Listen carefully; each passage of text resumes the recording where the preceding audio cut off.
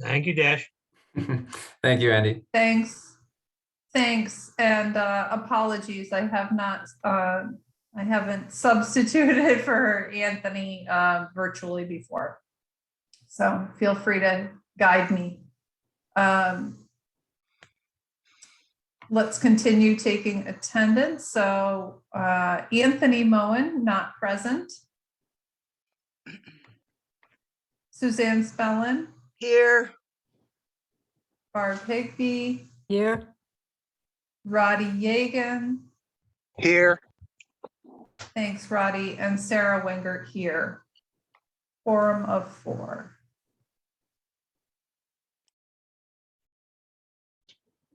Bear with me just a moment. I'll pull up Sure. And we will open our meeting with the consent agenda. Sorry to interrupt you, Sarah. I just want to mention that we should approve the minutes from December 15th Thank by you. resolution first. Okay, thank you.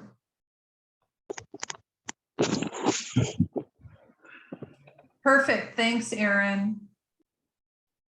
So let us take a vote for the adoption of the meeting minutes from our December meeting on December 15th, 2021. This is Suzanne. I move that we accept the minutes. I'll second it, or I'll agree. All in favor? Yes. Yes. Yes. Yes. 4 yes, 1 absent. And Aaron Dash, Andy, would you suggest that we do individual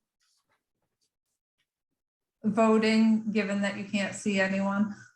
Yes, I'll move forward that way. Yeah, if you want, yeah, we can do it that way. Okay. I think we have a technical difficulty here. Barb Higby apparently can speak but cannot hear. Oh, wait. Yes, I can. Okay, good. Can you hear me? I believe Yes. that was a chat message from another individual named Barb. Oh, that's from a different Barb. Okay, thank Because you. I can speak. Thank you. Wonderful. Thanks for Just looking checking. out for you. But it sounds like it's an individual technical issue, so that a member of the public will hopefully resolve it soon. But we can proceed. Okay, thank you. So on our consent agenda, we have 2 items. They are PLPC 2020-0031. That is the Country Gardens Apartments. And they're seeking site plan approval extension for 12 months. The second item on the consent agenda is PLPC 2018-0069. That's 752nd Avenue. That project is also seeking site plan approval extension of 12 months. So let us first ask the public if there are any members in attendance who wish to speak to any item on the consent agenda, thereby pulling that project application off of the consent agenda, and then we would put it in new business dash. Is that right? That is correct. Anything taken from consent would be brought to, well, actually, I apologize, because this is a previously approved project, perhaps it would be old business. I also just want to mention that Anthony Moen is now in attendance. Thank you. And I would just add, before you hand off to Anthony, it should be classified as new business because it's a request for an extension, which is new. Gotcha. Thank you, Andy. This is Barb. Can we also just clarify, as Dash did earlier on the by email, that it's not shopping center commercial? I think it's residential. Yeah, correct. That's not a B3 zone. That's actually an R3 zone. It's a multifamily residential, and that is the the project is a residential project. There's no commercial aspect to it. Thank you both. Anthony, I solicited interest from the public to voice any concerns over the consent agenda. I hear none, see none, and therefore turn the chair back to you. Thank you. No problem. So if there are no concerns from, those are from the public, you solicited any questions or concerns? Great. Correct. So then unless any of the commissioners have any comments, I think we can turn to a vote on the two consent agenda items as one.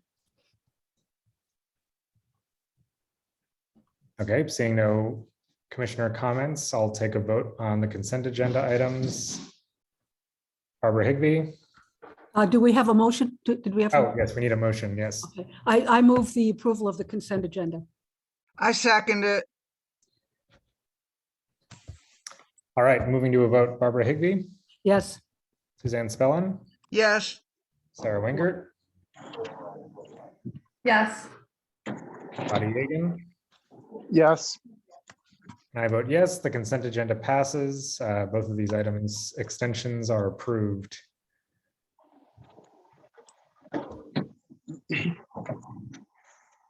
Okay, moving on to old business. We have PLPC 2021-14. Is the applicant present? Yes. Good evening. Anthony, this is Barb. Can I just interrupt? I am recused as a participating and voting board member on this, commission member. So often Aaron will mute my my microphone.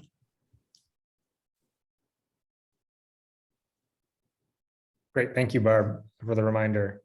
And Cosmo, do you want to take over the presentation? Sure. Can I Absolutely. share my screen? Yes, please. Okay, let's see if this will work.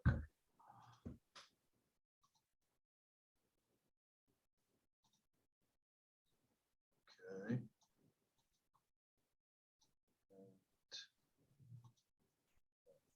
Boom. Can everybody see the screen? Good? Okay. Yes. Okay, good evening all. Happy New Year. It's been a little bit since we've been at the meeting.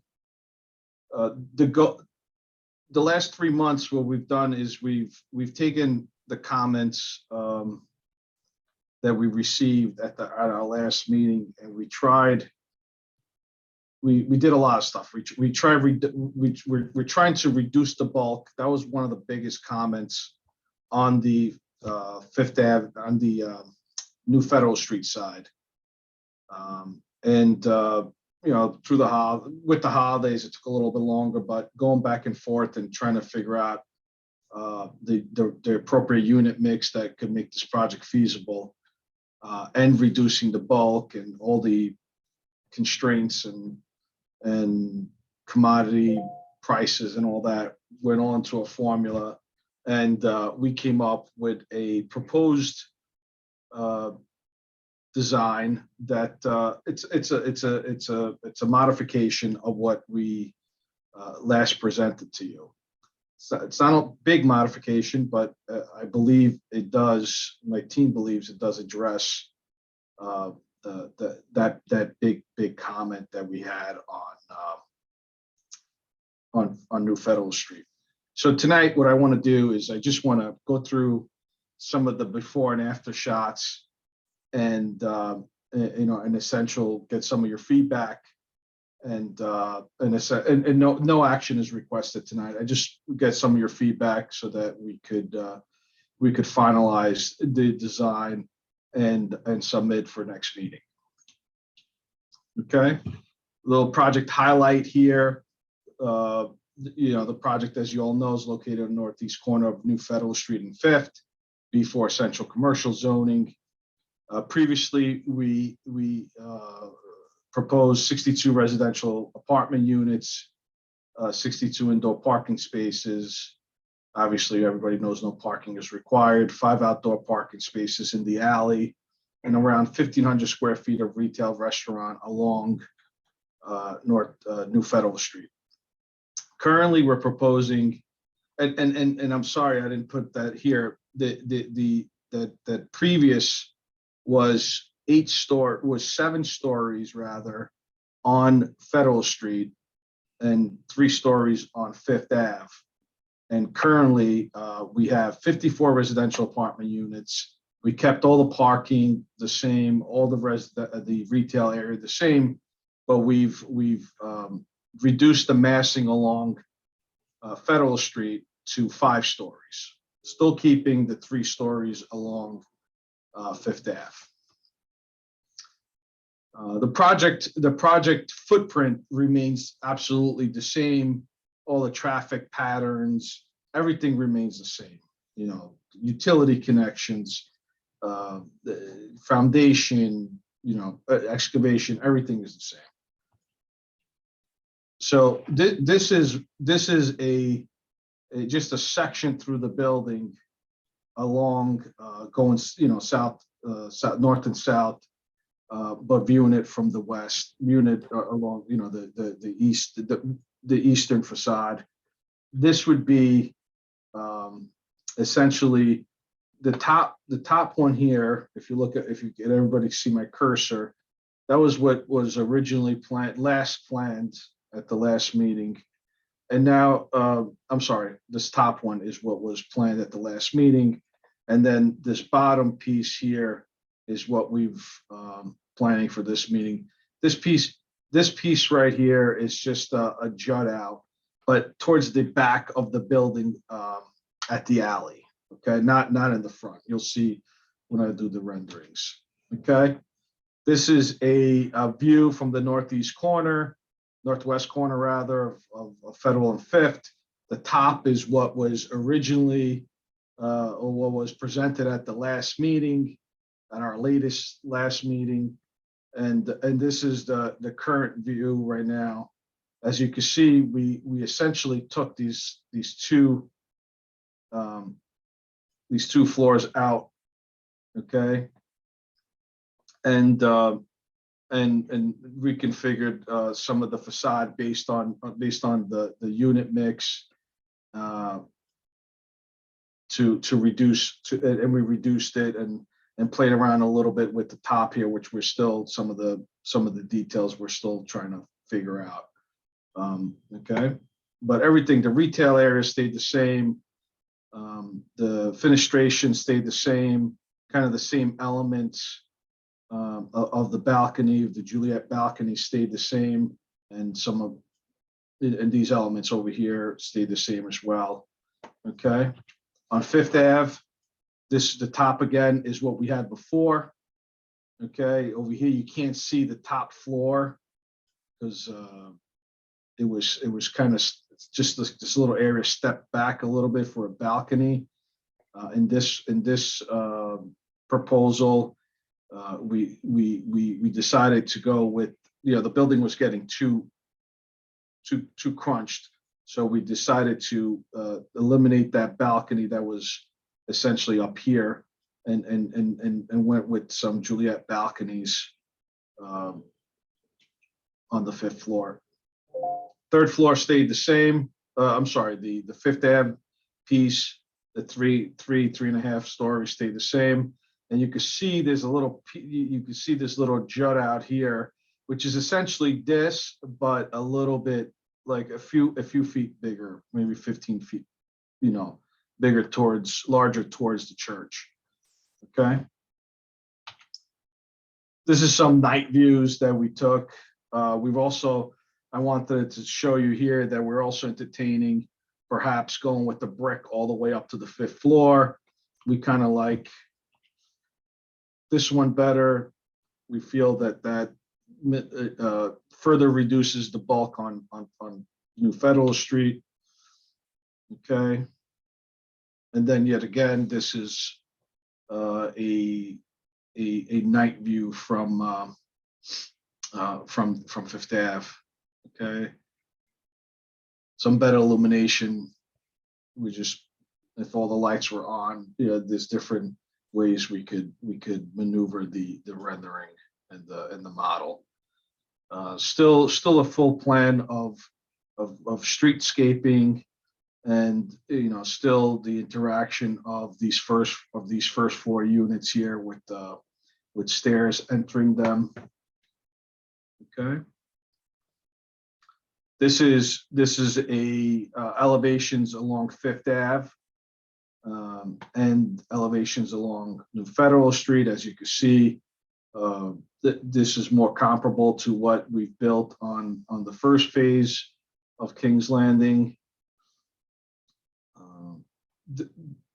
This is along Fifth Ave again. Just shows the relationship between the 3.5-story piece and the 5-story piece. This is a further, that 15-foot that I was talking to you about, that essentially is even further back, about 45 feet back from Fifth Ave, and then it comes out about 16 to 18 feet towards the church. Okay, again, the blow up of Federal Street. This you can see that we're adding this piece right here just to make our unit mix work a little bit better. Okay, but this obviously went down 2 stories, same concept, same elevation, same egress door. We're still leaving the footprint all the same, still 20 feet away from the property line here by the church. Okay. The elevation, obviously, of this elevation is reduced because the massing beyond by 2 stories. And that's it. And I just wanted to quickly go through this because I know we've always taken a lot of your time, and I just really wanted to see some of the opinions, some of the questions that we could incorporate into the next submission.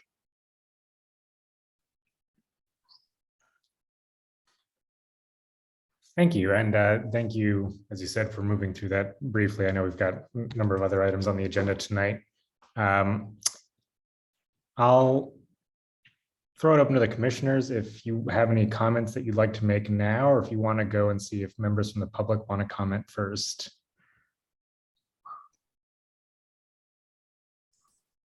Anthony, this is Sarah Wingard. I'd like to make one brief comment. I am very excited about the remassing of this building. I am impressed and grateful and enthusiastic about this project. Thank you, Cosmo. Thank you. Thank you.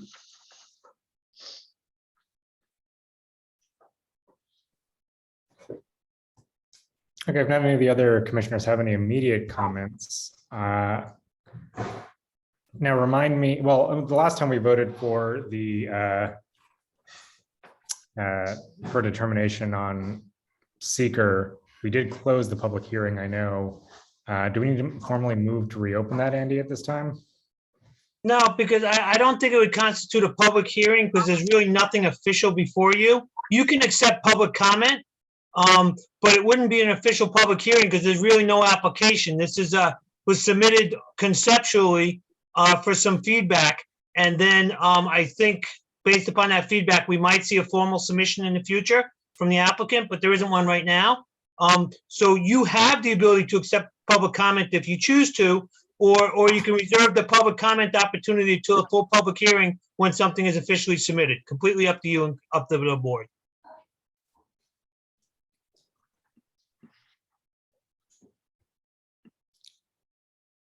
Understood. Just by show of hands, are there members of the public who did come who would like to speak on the application tonight? See at least one hand, and so I see about 4 people who seem like they want to comment, which is not too many. So I will take some public comments tonight with the caveat that, as Andy just said, this is not a formal application. If, this is just to get some feedback. So hopefully public feedback at this stage will help the application if the applicant does choose to submit a complete application to reflect those comments in any way possible. And so the hope here is that this is really going to be helpful to both the public and to the applicant so that the application that is submitted will be better and more reflective of the public process. All right, so the first name I see is Claudia Bramer. I'm just going to call on people since that seems like the easiest way to me. If you wouldn't mind just stating your name and address for the record and limiting your comments to 3 minutes. Thank you. Absolutely. Thank you, Chairman, for the opportunity. Can you hear me okay? Great. I know this is not a public hearing, so I will be very brief. And my name is Claudia Bramer from Bramer Law, representing TAP Inc. in this particular matter. We did send a letter earlier this week summarizing our concerns that we would like to make sure that all of the commissioners have. In that, it was an email submission, and in it, we also submitted copies of our prior letters. There were a few from over the last several months. So if any of the commissioners have that, I'm sure that Andy or staff can help facilitate the distribution of that. We continue to have concerns about the revised project. We believe that has many of the same and adverse impacts that were similar to the prior project that received a positive declaration under seeker.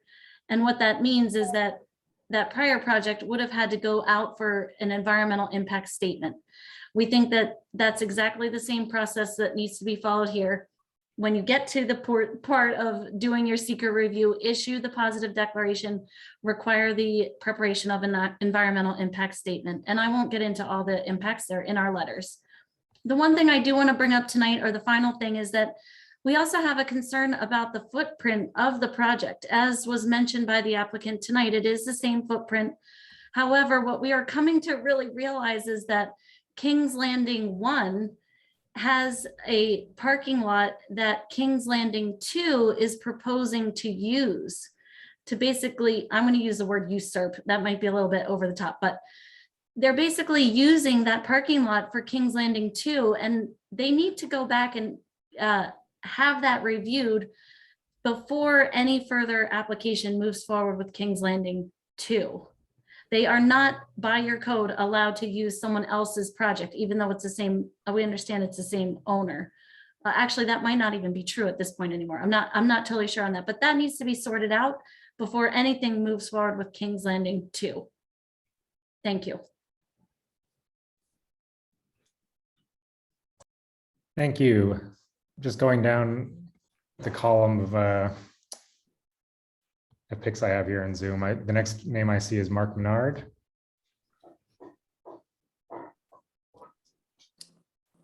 Can you see me and hear me? Okay, great. Cosmo, I just want to say this is, I'm glad you brought it down to 5 stories. But what I'd like to address is, Cosmo, could you just make some improvements on the 5th Avenue side? I couldn't support this at this point, but on that 5th Avenue side, those bay windows, they bump out. They look very square, boxy, and not in character with some of the other beautiful buildings we have on our block, and I'll leave it on that. Thank you.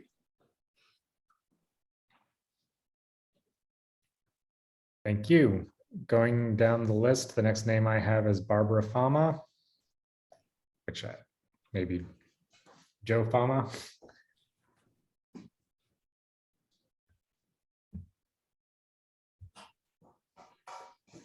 Am I okay now? Yes. And, and a video. We good? All right. In between the meetings, we have had a chance to do a little more looking at the situation on King's Landing 1.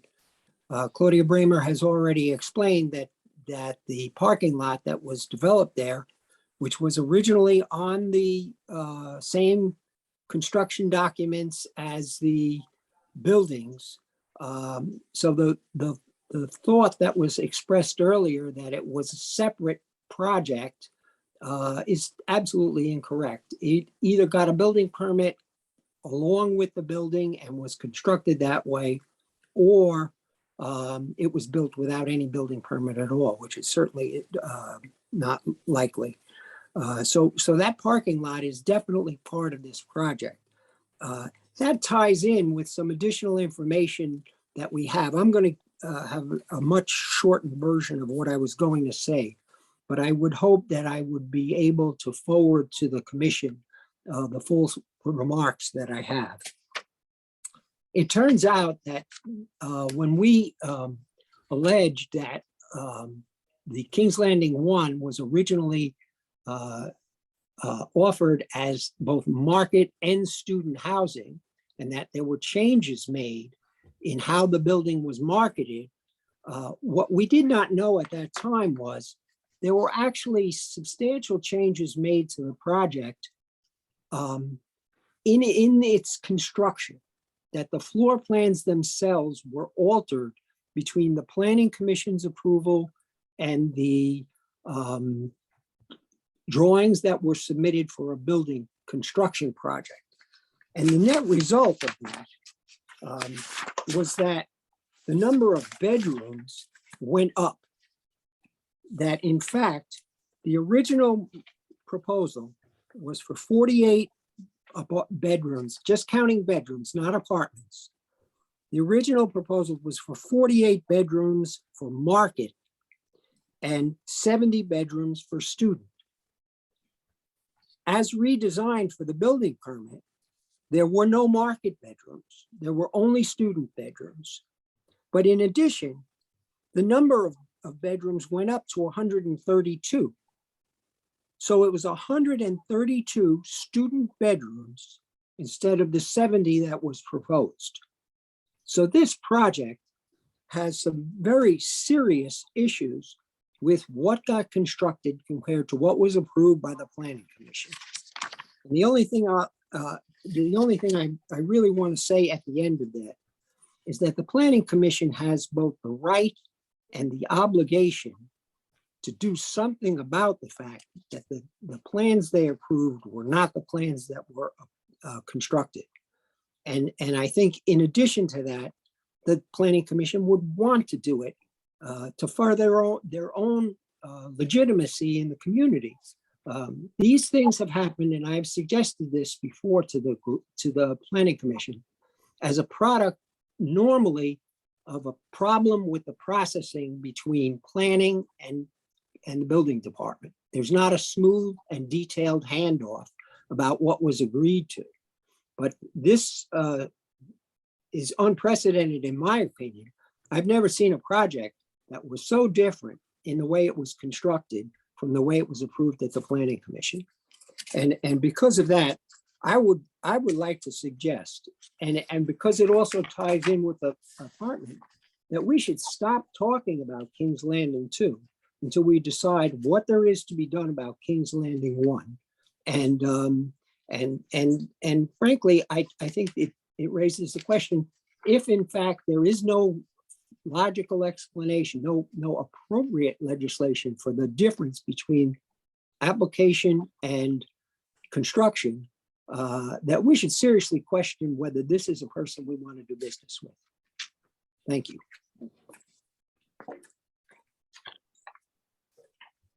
Thank you. And I see one more hand up, Drea. Just a reminder, if you can state your name and address for the record. Thank you. Drea Lianza, 2227 Fifth Avenue. First of all, I have two quick questions. The new format, how many bedrooms are in the new proposal? Probably around 90 to 95 bedrooms, as opposed to 110 to 120 we previously saw. Okay, and how many units? 62 versus, there's 54 units now versus 62 before. Okay, thank you. I want to talk about in the previous iteration of this proposal, the cost of the rehab for the existing buildings was totally out of sight. It was the way that BDC proposed it. I'm now living in a building that I bought and renovated. It was an extremely dilapidated building. It had been empty for 10 years. Every pipe had burst. It needed structural changes. It needed work outside. It needed work on the roof. I pretty much gutted it, and except for the plaster crown mold in the front rooms, I pretty much rebuilt it. 2 floors, 2 units, and it came to like $65,000 per unit by the time I was done with all that structural work. So the amount of money that they're claiming it's going to take to renovate houses that are habitable, they have heating systems, they have the buildings are not falling down, they have windows, it's not something that is totally dilapidated compared with the house that I did. I think that they're inflating the amount that it will take to renovate these houses in order to justify tearing them down, when I think that they really can be renovated and put back into service as existing buildings. Okay, thank you.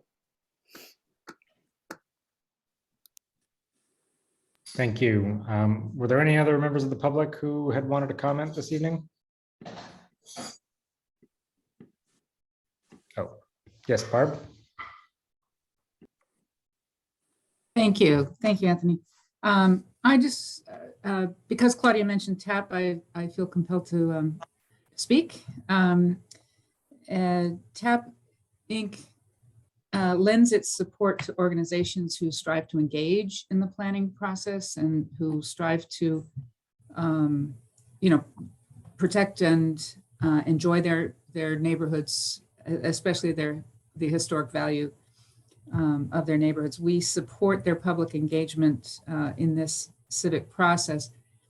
I just want to clarify, it is neighbors protecting neighborhoods that is officially being represented by Bramer. They are a volunteer neighborhood association. They care deeply about their environment. They do their homework. I meet with them regularly. I support their efforts. TAP and our board, we all support their efforts philosophically. We are lending administrative support to their efforts by being the legal entity that can engage consultants in their case. So I just want to say this proposal is significantly different. I look forward to the time, having some time to kind of digest it, review it, discuss it with the group.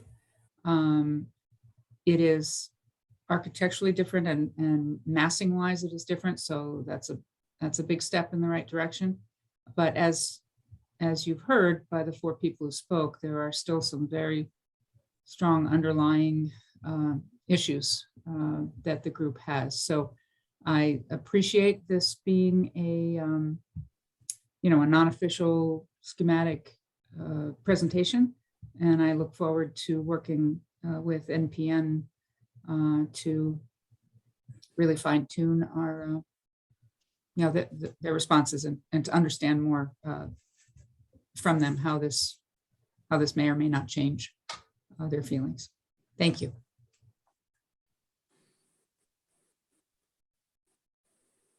Thank you.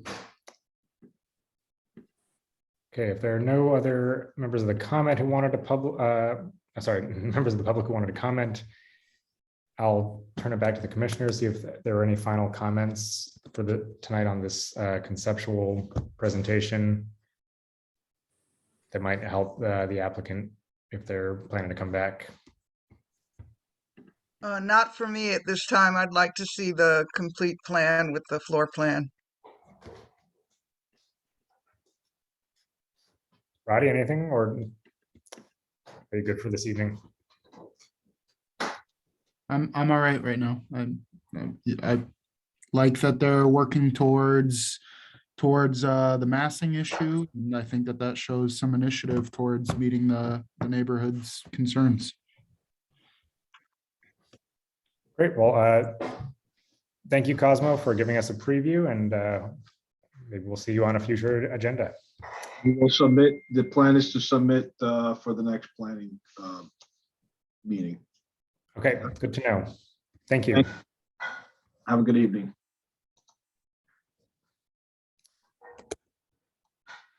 Okay, jumping back to our agenda. We've got PLPC 2022-0001. This is the first new business item of the year. Do we have the applicant present? Yes. Hi. Do you need someone to share the screen, or are you fine just going off of Aaron's screen? Can you hear me? Yeah, I can hear you. Yeah. No, that's fine. That's good. It's right there. Right. Yeah. Okay, so we own a business right now in Latham. It's called Latham Auto, and it's a used car sales and auto repair on Route 9.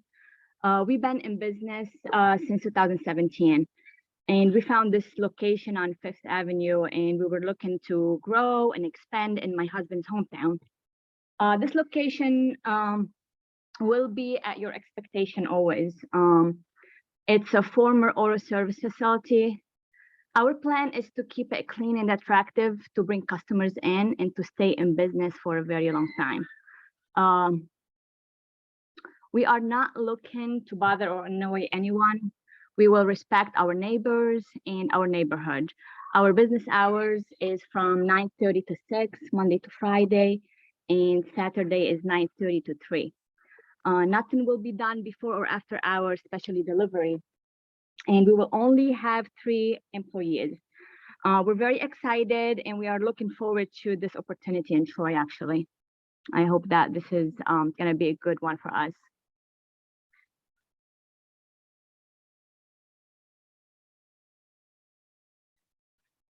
I'm not sure if Barb is from TAP. I'm glad to help out. TAP did do the site plan work for Michaela and her husband, and I think she did a great presentation. I know that formerly being owned by someone who was not responsible or as responsible as we might have liked, that this could receive some extra scrutiny. So if there's any questions about the site plan itself, I'm happy to address those.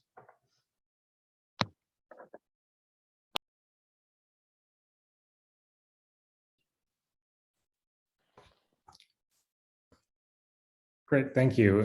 So looks like we've already got some members of the public with hands up. Before we turn to the members of the public, did any of the commissioners want to ask any questions of the applicant? This is Barb. Can you hear me? Yep. Good.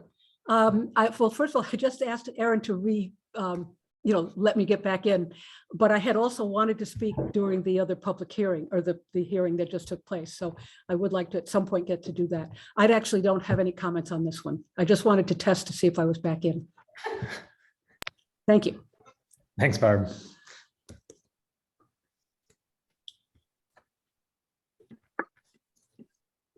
Do any other commissioners have any questions for the applicant?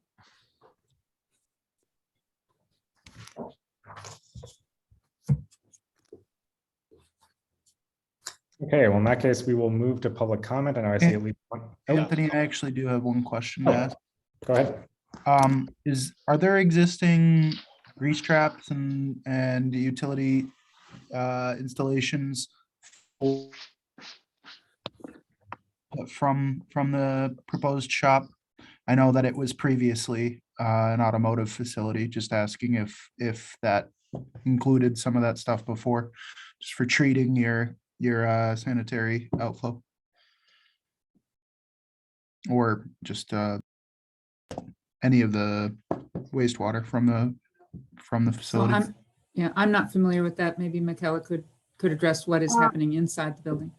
I'm not sure either, but I know that we can recycle oil. We have a company that's what we do in Latham now. We have a company that comes and take our oil. Yeah, the concern is more so whatever goes down your drain instead of. Roddy, if I remember correctly from previous applications that I've seen on this property, there aren't any provisions for that currently on the site. That was one of the comments that the commission had for previous developments that were located on this site. Where? Okay. Was to provide drainage, storm drainage, which would then, Roddy, your comment should be addressed, which is, it's a hot spot for stormwater with the oils and chemicals from the cars. Yeah, just any of that surface flow for the applicant, so you understand what we're getting at. Like if you have rain or whatever, you're washing down the parking lot or the inside bays as it goes into that drain, you want to be able to separate it out of the flow. Okay. I could note that the lot is partially paved and partially. No. Okay, well, what we're showing is that part of the lot will be paved and part will be left as gravel. And so any cars parked on the gravel would, all stormwater would be contained on site and remain, fall into that earth. But the newly paved portion is, as far as I know, there have been no storm drainage basins. And there's no plans for modification to any of the utilities for the building, right? Not at this point. Okay, thanks.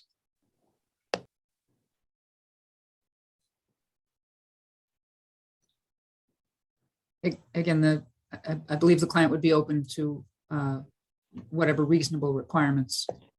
Well, if there's no plans to modify any of the utility systems, it's kind of a burden to insist that they're gonna do some renovation work to a sanitary system, which has already been accepted before. Or yeah, I think the only concern was the additional, at the time of the previous application, it was the entire lot was going to be paved. Right, I mean, Barb, do I have that right? You were on the commission at the time. I believe this was Jack Cox's property. Barely remember.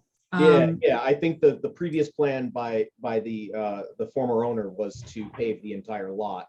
And for that proposal, the concern that the commission had at the time was drainage, just whatever it might be, just maybe it needs a catch basin in the middle of it or something, right? My understanding now is that we want to keep the stormwater on the site and not burden the storm systems. But looking at this photo here is a good chance to say, yes, what is proposed in the site plan is a replacement of that fence so that nobody's walking through the site or hanging out around the cars.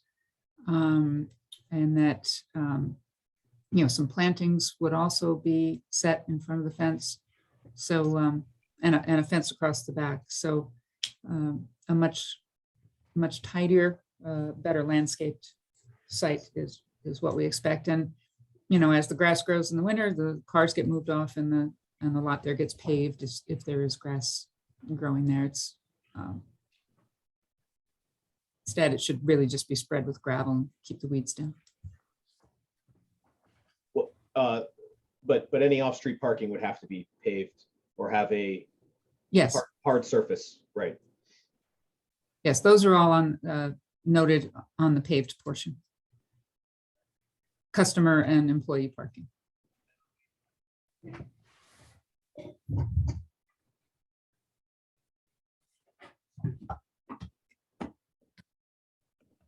Okay, unless there's any other commissioner comments or questions for the applicant, it looks like we've got a couple of hands up from the public. So I think I'm gonna open it up for a public hearing. So first name I see is Justin. If you wanna just unmute yourself, state your name and address for the record. And again, please limit your comments to 3 minutes. Okay, my name is Justin Cox. I live at 519 6th Avenue. I am directly in the rear of this property. I know the previous owner very well. I know the building inside and out, and I also know the property itself very well. First of all, the drainage is atrocious.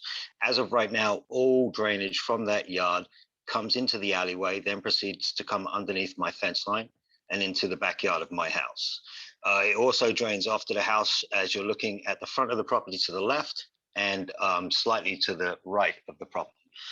There is also a non-working plumbing system in the building, and they have also started construction outside of their permits that so they went for a special use of storage facility was their first application through code office, and then they said they were moving the fence line was their second application through code office. They were caught already constructing inside of the building an additional area and doing plumbing, heating, and believe electrical work, sheetrocking, and taping without approval from the code office. So my concerns as a resident would be, how are you a good steward of this city when you've already violated code and have basically circumvented the process so that you could obviously do something a little bit shady? They issued a stop work order, and now we're at this point where the company is now applying for a difference of variance because obviously they got caught out trying to do something a little bit shady, which to me as a resident that lives right behind your property, that I'm going to get to stare at the cars that you're about to amass on this big piece of gravel is a worry, because you have not shown yourself to be a steward of the community. And we have a great community here. Like Lansingburg is a very clean, well-respected neighborhood. You know, we have some trash issues and stuff like that, but other than that, I mean, this is, you know, it's a really good area. We have snowmans right across the street. There's 100 people come through that place over the weekends, kids and everything. You know, the leaching issue is a big thing for me. We're very worried and very concerned about any kind of contaminants, obviously from a used car sales lot perspective. We're worried about leaching, especially into our yards. We have pets and children that play in our yard, and obviously up and down the alleyways here. And an eyesore. You know, there's a lot of mechanic shops already in Troy, and as you can see by going past many of them, some of them have stacked up cars outside in repair. The Robertos must have a half a dozen smashed up cars sitting out front. You know, do I want to be staring at a bunch of derelict cars in my yard across the way? No, probably not. Do I want to stop a guy from making some money? Absolutely not. What we are more interested in is making sure this gentleman, who has quite honestly told me to go F myself to my face, sticks to code and does what he's meant to do and be a steward of the city and actually adhere to the regulations and requirements. And we're very interested to make sure that he brings everything up to the current standard that Troy's trying to perform at, and that he really brings a good business to the area, not something that we're going to have to be concerned about. I will tell you there is eyes on him, and we will be paying attention. My house, obviously, because Lansingburg isn't necessarily sometimes the safest of places, has multiple cameras all over the property, and we will unfortunately catch some of these maneuvers within the property, and you know, we'll be keeping an eye out. Our biggest concern would be fuel. We're worried about fuel storage and oil storage, worried about fire suppression and drainage at this point. Drainage is probably the biggest one. I'm very concerned about that, and that will be all for today.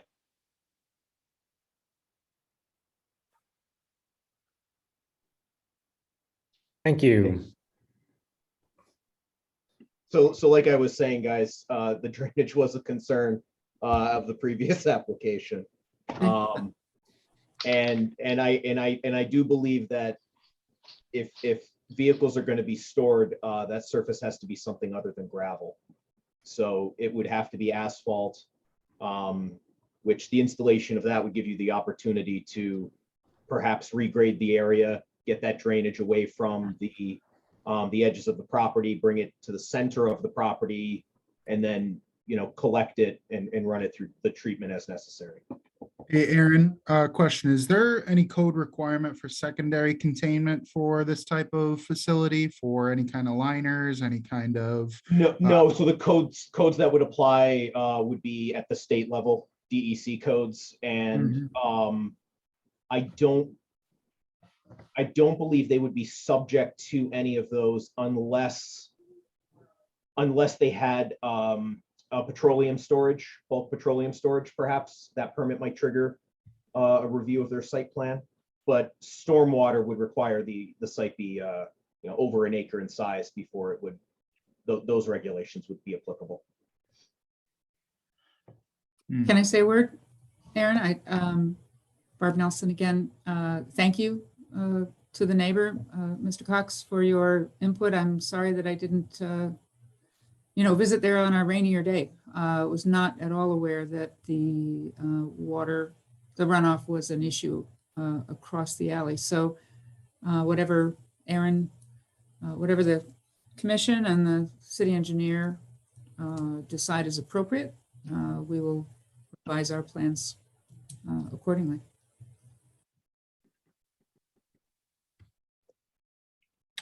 Yeah, I guess well, we do have another public comment, Anthony. I don't know if you want to take that first. Yeah, why don't we let this member of the public speak, and then we can turn back to the commissioners. So Mark Menard, if you want to just state your name and address for the record.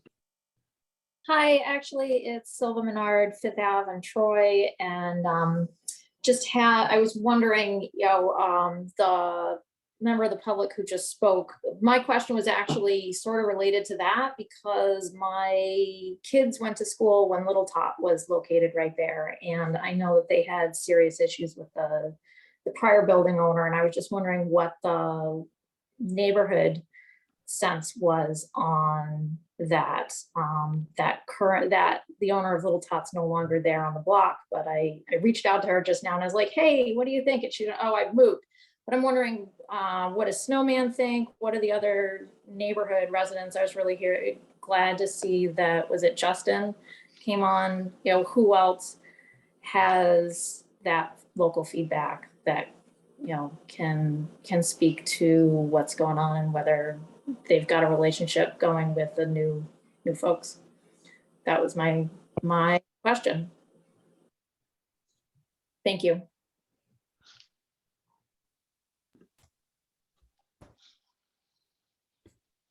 Thanks.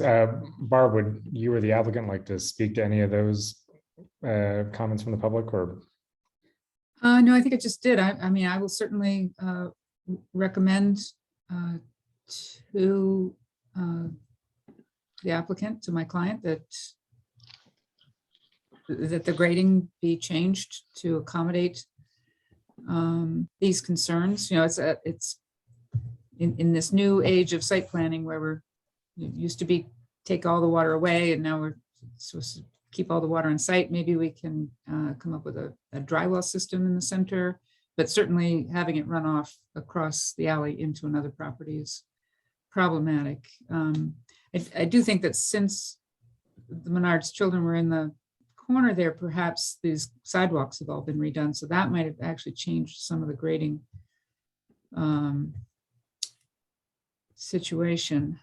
But I think it all needs to be taken, certainly it all needs to be taken into consideration. You might want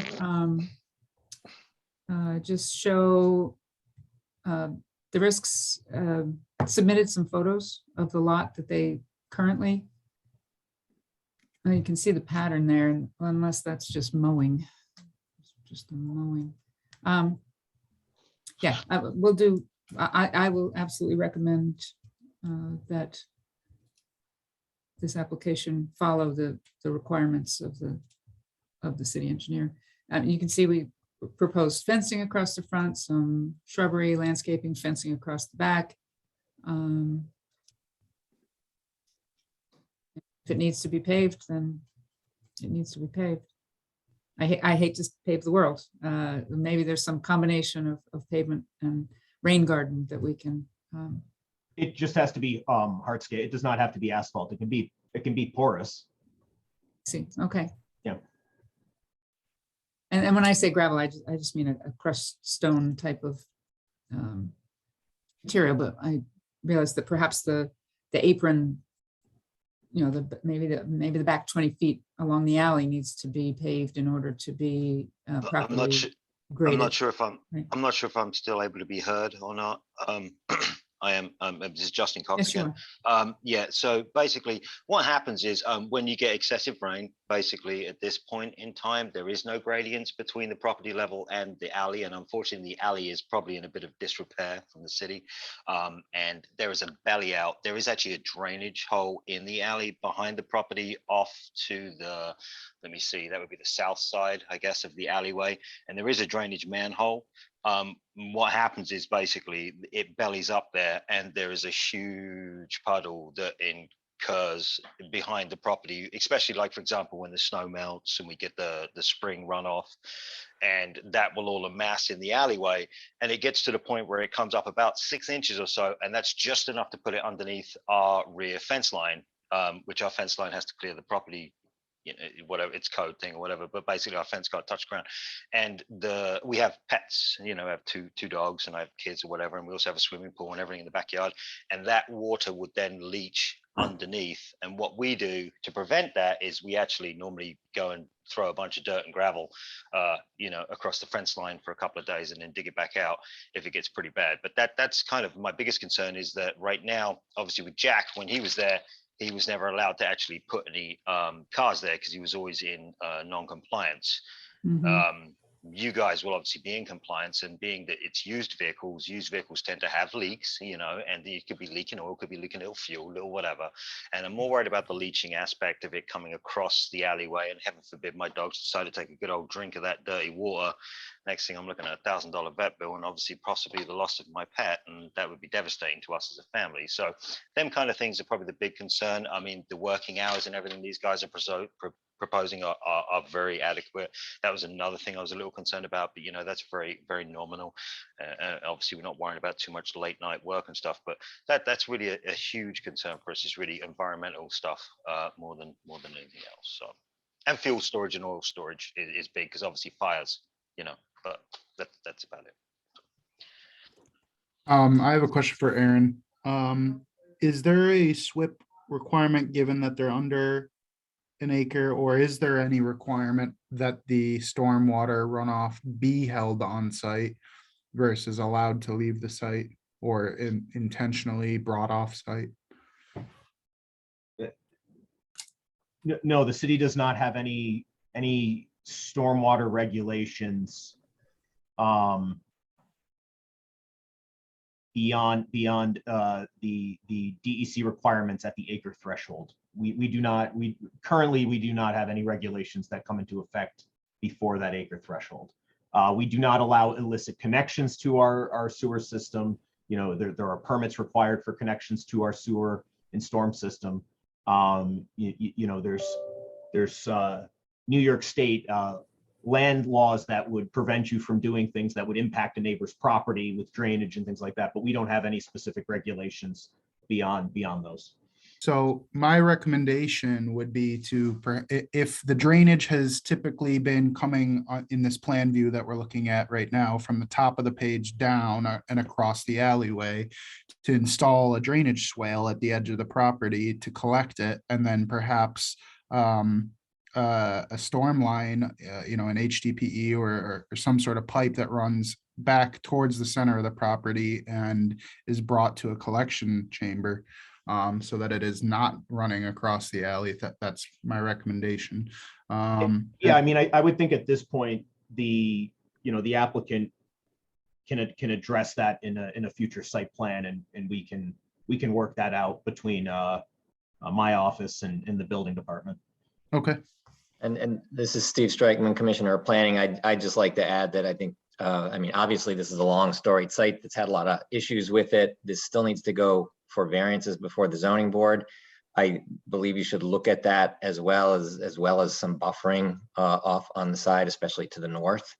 So to me, I mean, I'd almost like to see more details on this plan to make it fit in a little bit better with the neighborhood, and maybe possibly wait until after the zoning board makes their call on the project. Can I mention, the neighbor is saying that there is a drainage basin in the alley. I'm not, or maybe I'm seeing it on Google Earth. If the puddle is forming at and around the basin, then it's perhaps that the basin is not draining properly. I clear that basin quite regularly. Unfortunately, it's probably one of my biggest chores throughout the winter and the spring thaw. It's just a manhole cover with a half a dozen holes in it. It's not required or meant to be drainage. No, it just drains by it's just, unfortunately, the alley is in disrepair in regards. So as you look across the horizon of the alleyway, if you can imagine, there's indentations where the wheels would be of vehicles. Right. So I think it's a bit of everything. It's a little bit of maybe it needs repaving back there to have the gradients be adequate for drainage. It's not just one thing, unfortunately, at this point. So it's not like a storm basin that is jammed up and needs to be cleaned. No, unfortunately, no. It's just a manhole cover. It has probably 4 or 6, actually 8. It has 8 like 5/8 holes in it, and they drain adequately if they're clear. But if they are not clear, and as you can imagine, that is a bit of a chore, you know, it's not something you would want in regards to worrying about fuel and oil and things like that, right? You know. So Barb and Michela or Michelle, sorry, I'm not sure the pronunciation. If you guys are following all that, I guess what we're asking is just for some revisions to the site plan that kind of reflect what we're talking about here. Roddy, if I may, it's Andy Brick. My understanding is that this application is on the agenda for a recommendation to the ZBA related to the use variance and special use permit. Yes. I think we might be getting a little too far into the weeds in terms of designing this when it's just a recommendation. They have not obtained the variance yet, which, as you know, is difficult to obtain. My suggestion would be that any recommendation you make to the Zoning Board of Appeals this evening include a recommendation that it be returned to you, the Planning Commission, for full site plan review. That way, if they do get the necessary approvals, then it comes back to you, and that would be the appropriate time, I think, to design something that works with Barb and seek revisions. But I think we might be getting ahead of ourselves when we're just here for a recommendation. You're very right. I'm sorry, I don't have that agenda right in front of me as well to have it present in mind that that's what this item is.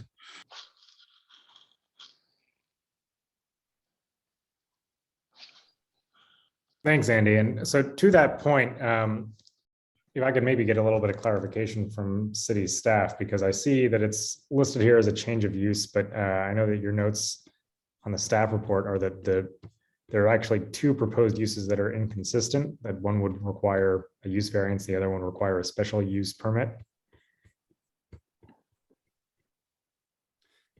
That is correct. The used car sales portion of this project or proposal requires the use variance, and the auto repair service portion requires the special use permit.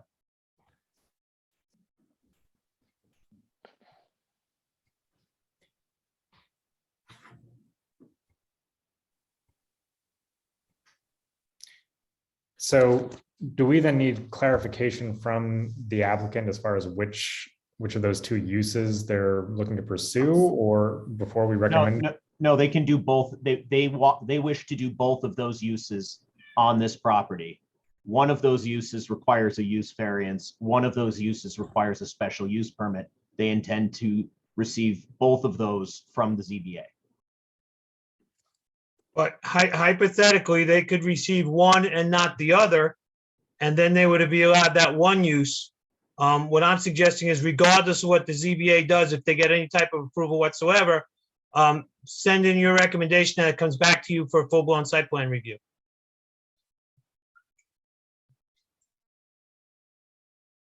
Okay, so essentially all we need to do is make a decision about whether or not to approve the change of use subject to the ZBA making their own determination on those two applications.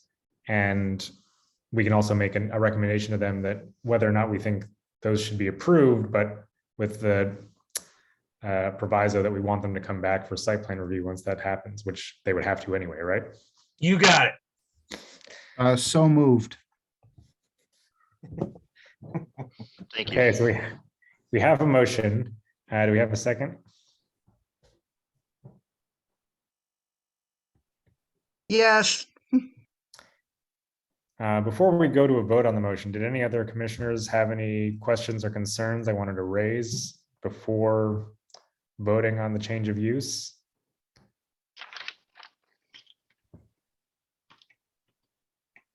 Well, we're not voting on the change of use, are we? We're voting on waiting till the ZBA does their stuff and then they have to come back, correct? And Well, as I again, understand. Oh, sorry. so I believe this is a site plan review, and I think the request was probably hoping to get a conditional approval pending zoning, as I understood it. Correct me if I'm wrong, Dash or Aaron, but I think I think you really need to just make a recommendation, or I think the motion as it stood was good. But I think this is a site plan review that you shouldn't be able to do until the use variance or the special use permits are both granted by the zoning board. So I think you're looking to make. Go ahead, Andy. I agree, and Stephen, and that's what I was trying to say, that if you're considering this evening as a site plan review, then it wouldn't be appropriate to grant the recommendation because they're seeking revisions to the plan based upon comments. But if they send it over to the zoning board of appeals with the understanding that if any approvals are granted, it comes back for full site plan review. You're not forcing the applicant to spend money needlessly on plan revisions and detailed planning if they don't have the use variance to allow it to begin with. All right, so we're just recommending that the zoning board make their determinations first before we actually get into the process of going back and forth with the applicant on the site plan. Yeah, and I mean, I guess the other thing would be if the planning commission or any members of the planning commission feel as though there's additional advice to provide to the ZBA would be the only other thing, right? You have accepted some public comment.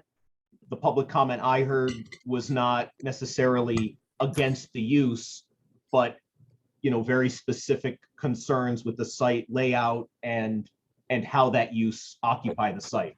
So 100% correct. Yes. Sorry. Then you've heard comments against the use, and you could relay some recommendations to the ZBA in that case as well. Right, so do any of the commissioners, before we move to a vote, want to add in any specific recommendations to the ZBA as far as what we will send along if we vote in favor of that recommendation?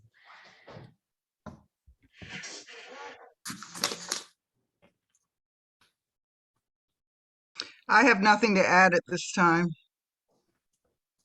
So Anthony, when you say specific recommendations, you mean like the ones I was talking about?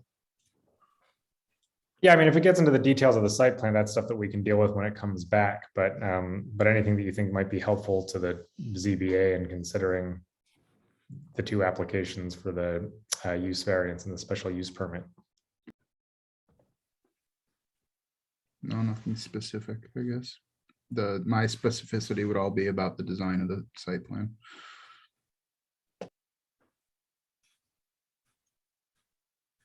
My position is the same as Roddy's. Okay, so then let's move it to a vote recommending that the ZBA act on these two applications before we review the site plan. Going to a vote, Barbara Higbee. Yes. Suzanne Spellin. Yes. Sarah Wengert. Yes. Roddy Yagan. Yes. And Anthony Moan, I vote yes. The motion carries. So this goes over to the ZBA. Is this on their next agenda, Aaron? Yes, it is. Okay, great. So I'm sure the applicant can follow up with you with any other information that they need. I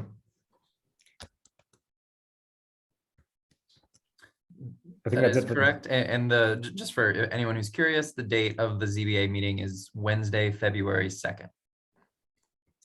Thanks, Dash. Thank you. Thank you. Thank you. Okay, moving on to our next item of new business. This one is PLPC 2022-0003, 406 Fulton Street. Do we have the applicant present?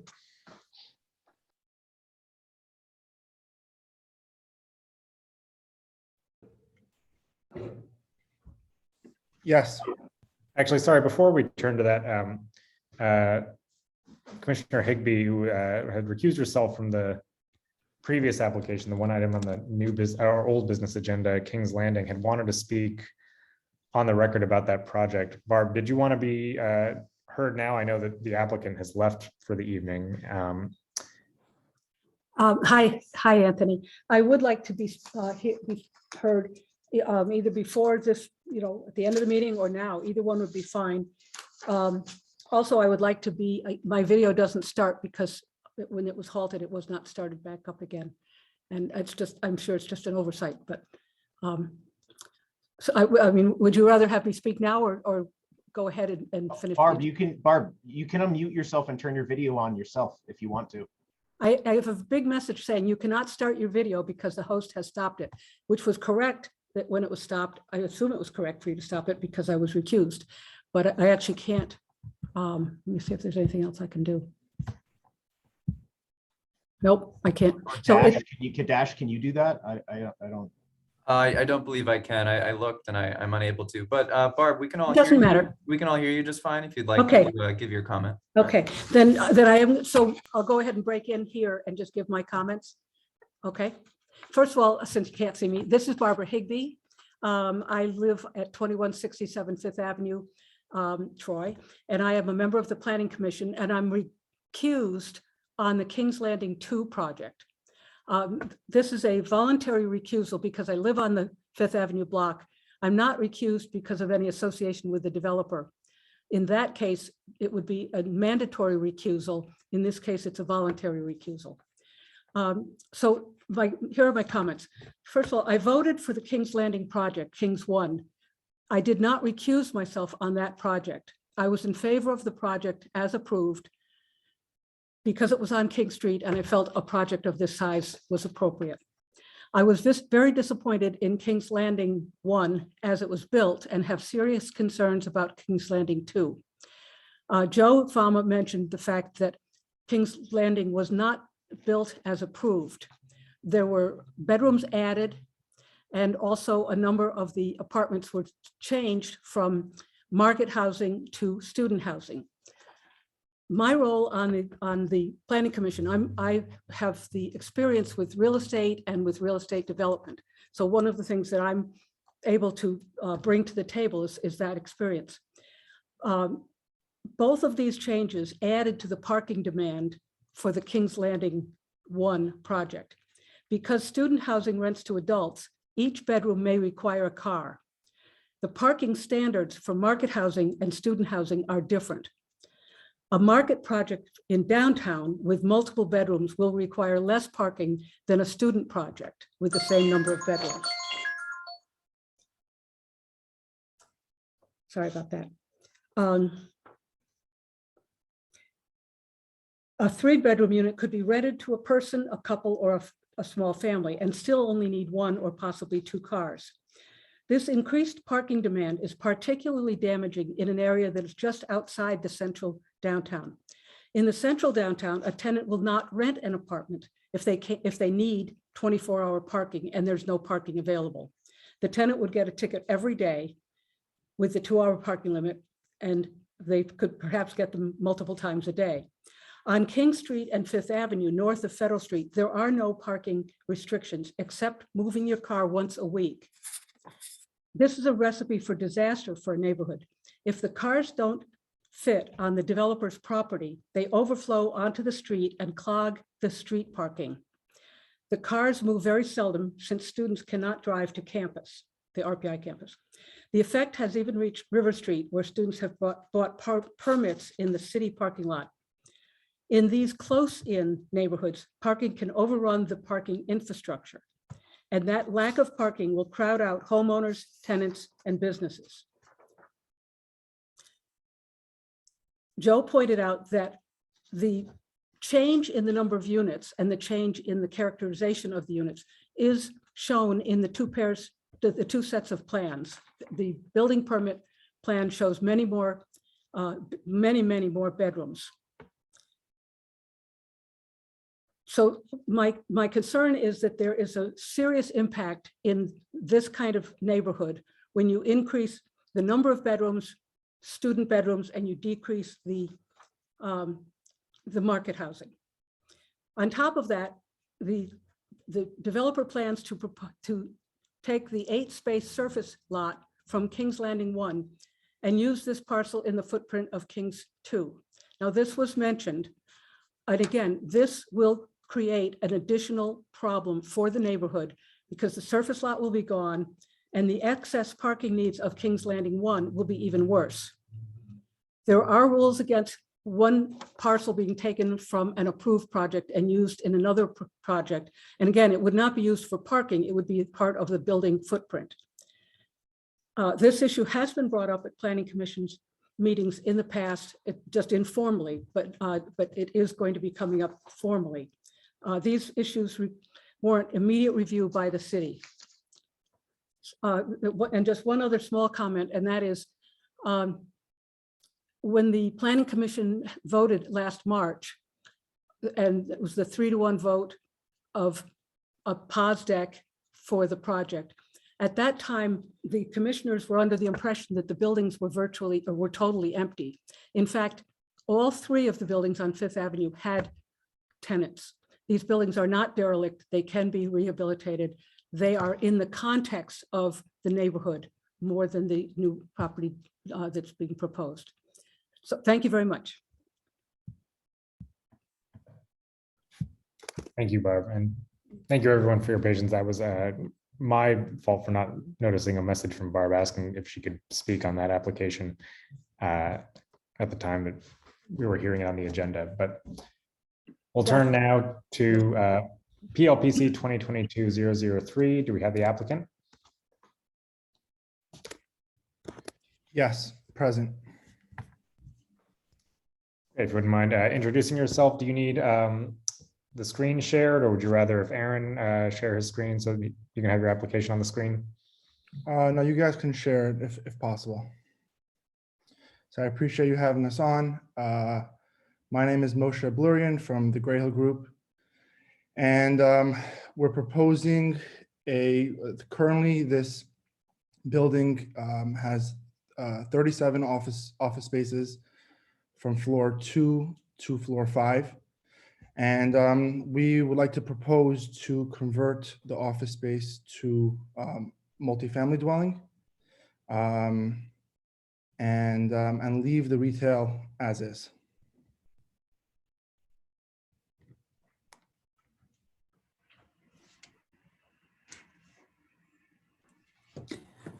I'll say a couple words if I can. This is Barb Nelson. TAP prepared the site plan for this. The building is, completely takes up the site, so there really are no existing setbacks, no proposed setbacks. There are no additions proposed. All of the work will be internal. Measured the building yet. Our first glance is that something in the 45 apartment range is possible. Here they would be 1-bedroom and studios. I know that there is a question floating in the staff report about parking. So clearly, no, there is no offsite parking proposed here. There is no offsite parking required here either. We believe that the, 37 office spaces, there's just as much of a non-street parking burden as 45 apartments. So it seems that it would really be a wash in terms of neighborhood impact. Certainly without the Uncle Sam garage online, things are probably out of whack. When those facilities get constructed, that perhaps the parking will become more imbalanced, but most people seeking to live in our historic structures and our beautiful walkable downtown do so knowing fully well of the parking situation. And it is much easier to be an apartment dweller and keep your car a few blocks away than it is to be a business that wants to have customers and employees being conveniently parked. So, at this point, all we know is that the capacity of the building is roughly 45 apartments, and that it would impact only the upper floors.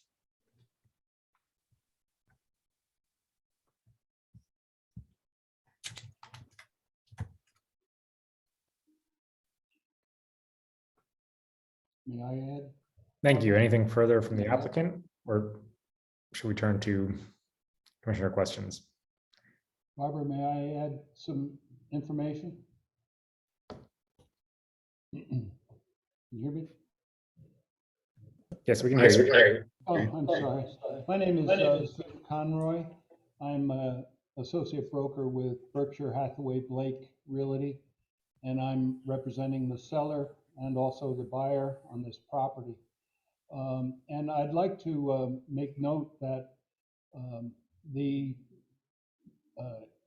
importance of converting this to residential property is really trying to save this building. Although the offices are occupied, many of the offices are both under market and single tenant artists, professionals, several different going business concerns. But by and large, for the long-term viability of this building, it is going to need to have a higher return on investment. And that is clearly in the Troy market residential development. My comments work for both the Ilium building and the Cannon building, in that the return currently, the city of Troy has approximately 130,000 square feet of vacant office space. And our current absorption rate for that space is approximately 37,000 square feet per year. That means that the existing office space, without building one more building, it would take 3.5 years to occupy the vacant space that we currently have. On the contrary, our vacancy rate for residential units is a mere 2.2%, 97.5% occupancy of residential units. And this particular program, as with the Cannon building conversions on the second floor, follows a trend that has been noted in downtown Troy. The Judge Development Corporation recently converted office space in the McCarthy building into 18 units. Bonaccio Construction replaced office space at 32 2nd Street, the Dauchi building, the River Triangle building, and are currently building 12 units in the Hendrick Hudson, converting office space to residential. Craig Pollock has converted the former Pioneer Savings Bank into apartments. And of course, we're all familiar with the Rosenblum development and redevelopment of the News, the former Record newspaper building. All of these projects recognize the market for downtown Troy is in residential, it is not in office. And I would say that any realtor who has been working in downtown Troy would clearly recognize that the office market is the weakest component of our economic activity right now. I, for one, have had a number of office spaces on the market for more than a year and unable to find people to rent those spaces.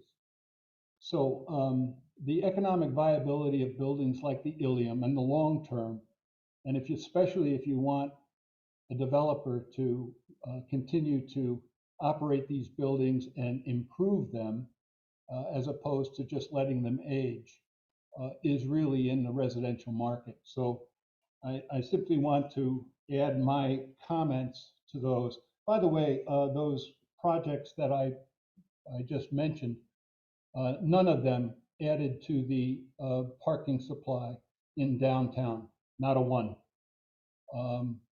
They used existing parking where that was existing, and others were converted.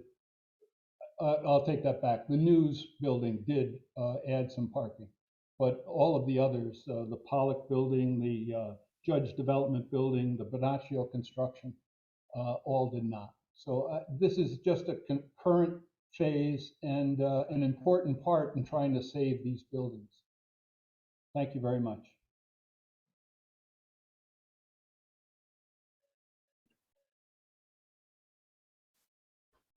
Thank you. If that's all from the applicant, I'll turn to the commissioners and see if there are any questions or comments for the applicant. Anthony, hi, it's Barb. This is Barbara Higbee speaking, and I want to second what Jim just said. It's absolutely true that the entire market in downtown is residential, not commercial, and that in my experience, people that are looking at living downtown are either going into a building such as the Rosenblum buildings that has on-site parking, and then if they can't get a parking space, they don't rent there if they're going to need 24-hour parking. So I agree with what Barb Nelson said and what Jim said, that because of the strict parking regulations on the street, the people who will be occupying these buildings will work it out within the bounds, and changing from the 37 commercial to the 45 residential, that's definitely within bounds, in my opinion. So I don't really have a problem with this. And I would point out the difference between that and an area such as the non-downtown, where there's no parking restrictions, and parking restrictions would in themselves kill the residential neighborhood. So.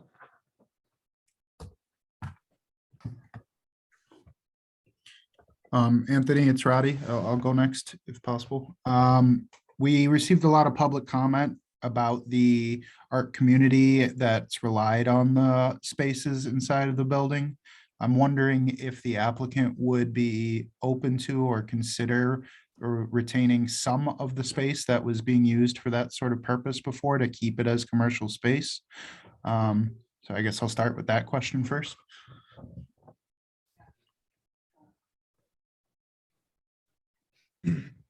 Hi, this is Moshe again. As of now, we would like to keep besides for the retail, we would like to turn it into multifamily. It's not right now in our long-term plan to keep any of it office. We would like to kind of have a straight, multifamily, because we just think it'll keep it. It just, for us, it makes sense to keep it multifamily, and to have office within the building.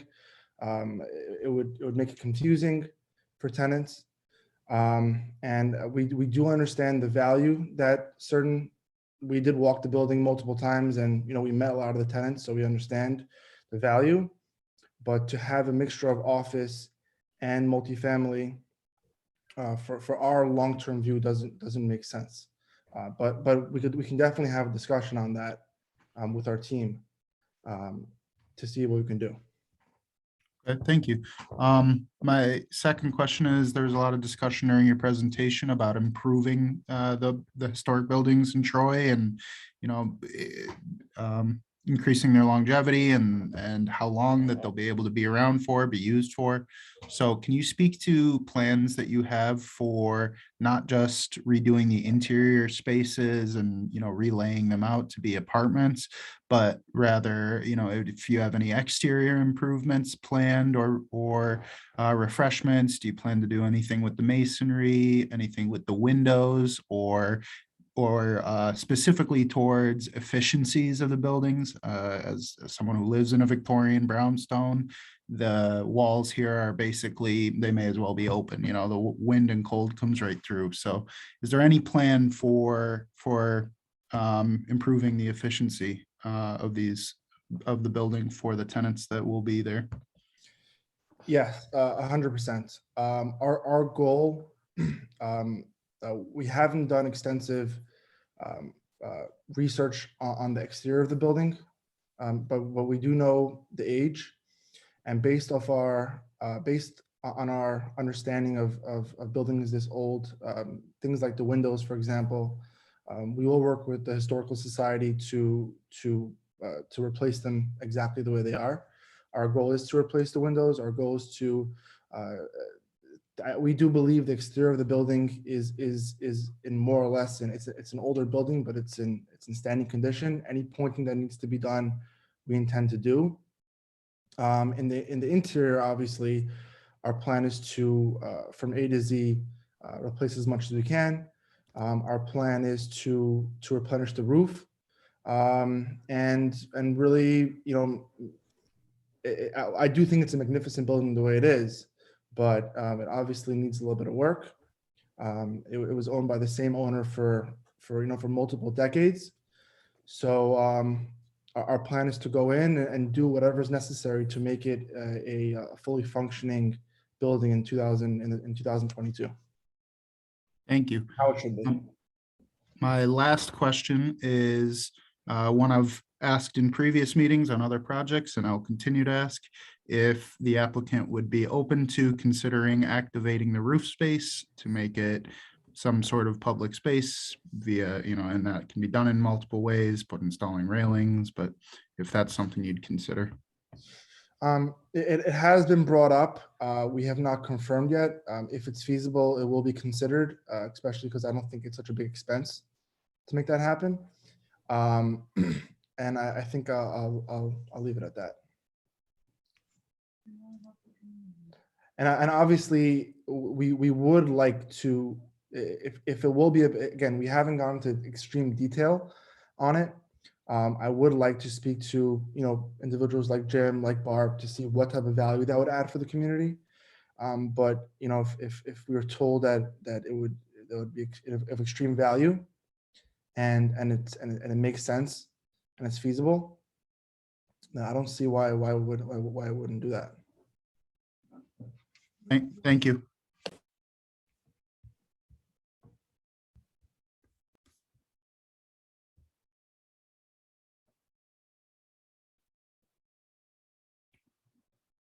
Any other commissioner comments or questions?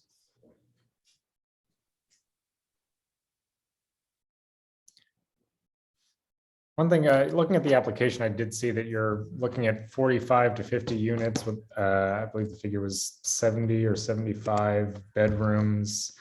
So that sounds like it's going to be mostly studio or one bedrooms with a mix of maybe 1 and 2 bedrooms. Or is there any idea of the breakdown there? I'll tell you, since I filed the application with that statement 3 weeks ago, since then I've been able to get my hands on some plans of the building and see that that 50 apartments is not very likely at all, and that most of our apartments, most of the apartments will be 1 bedrooms, and then there will be some studios.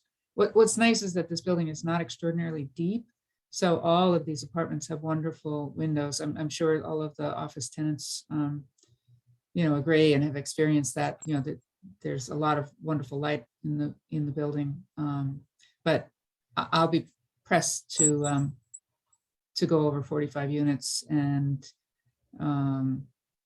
most of them will be 1 bedroom.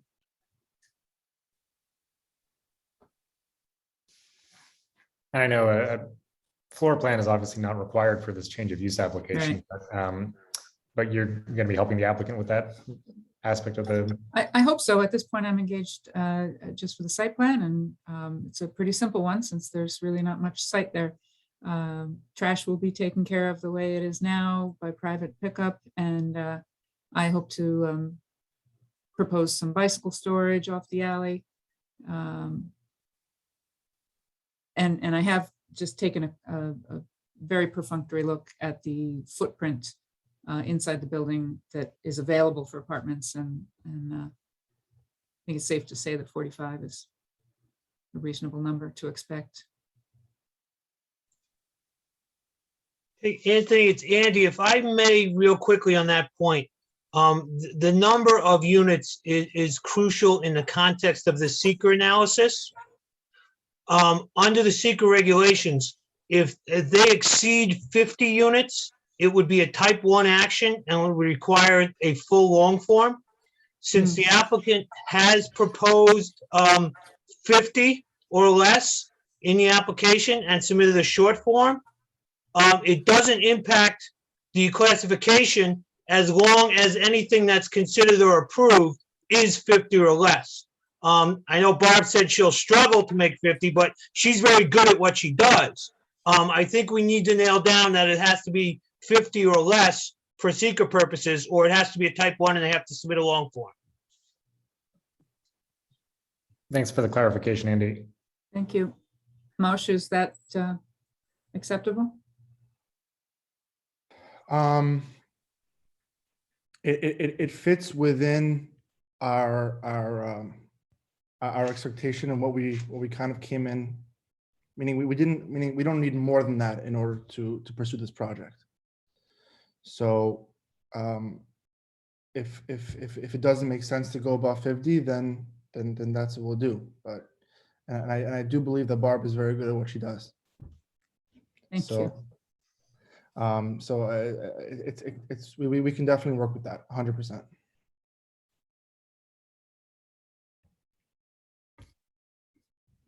This is Suzanne. I just wanted to say that the Ilium building is one of my favorite buildings in Troy. And just in the last 10 minutes staring at it on the screen, I've noticed some things I never noticed before when I walked by it. And it's a wonderful building. And I think apartments are a great use for it.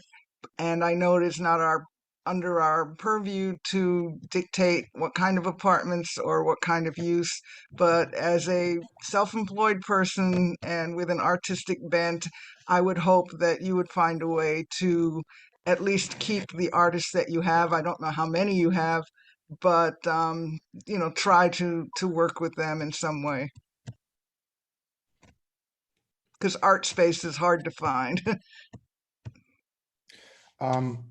I honestly, I've again, we've walked all the units. Next time I walk the building, I'm definitely going to pay a lot of attention to those specific suites that are housing the artists. Again, I can't commit to anything right now due to again us wanting to have a kind of a flow of apartments, which I think it will make sense for the community within the building versus having office and apartments. But I would also love to learn more about the artists in the building and why it's such a great space for them. I appreciate that instead of just, tossing the idea out as totally unacceptable. So thank you. No problem.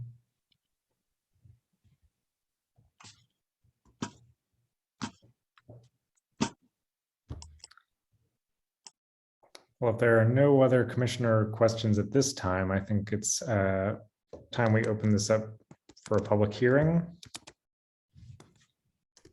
So if there are any members of the public who came to comment on this application, if you could please raise your hands in Zoom or otherwise indicate that you do want to speak in the chat. And we'll start calling on members of the public.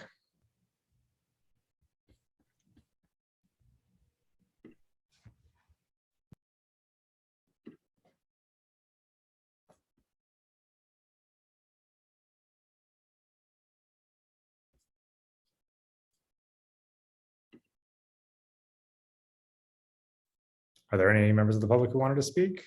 Oh, I see one hand. Yang Ray or Ree. Hello. And just as a reminder to everyone who speaks, if you wouldn't mind just stating your name and address for the record, and then try to keep your comments limited to 3 minutes. Thank you. Okay. Hello. My name is Young Lee, owner of the Night Owl News at the 400 Fulton Street. I have been here at this building for almost 30 years, and I have developed relationship with the business owner in this building. I am concerned about this conversion into the apartment, as all of the current Troy business that work and operate in this building will need to live. I think it's that is I concerned about that.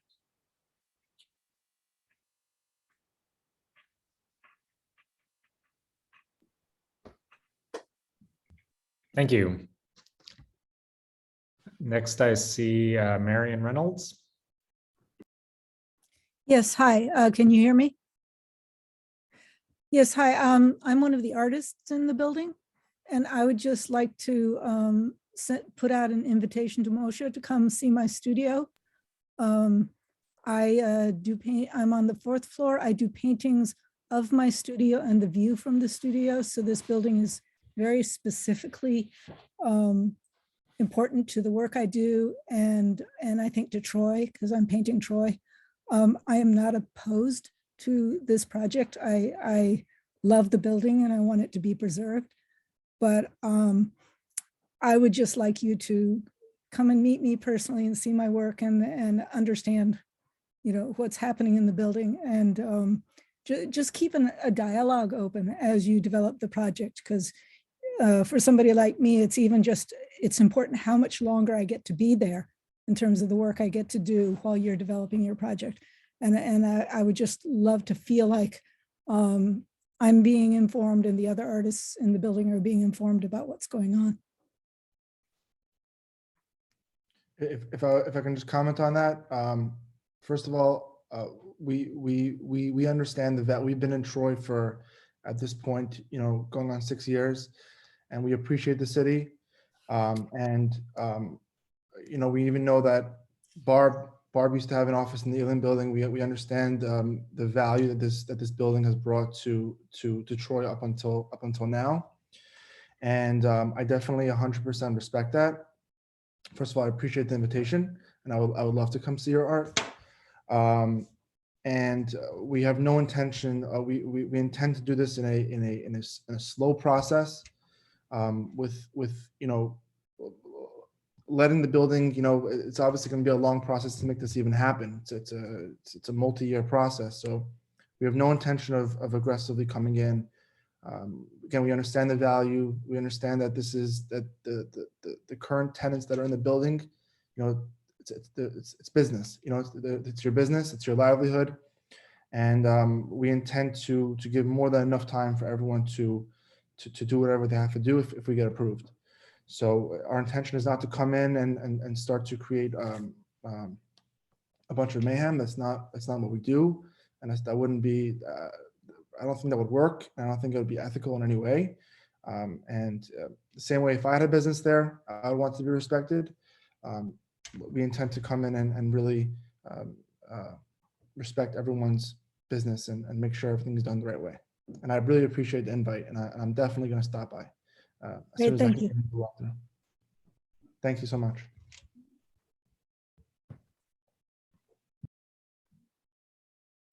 Okay, the next hand I see is Yvonne. If you can just state your name and address for the record.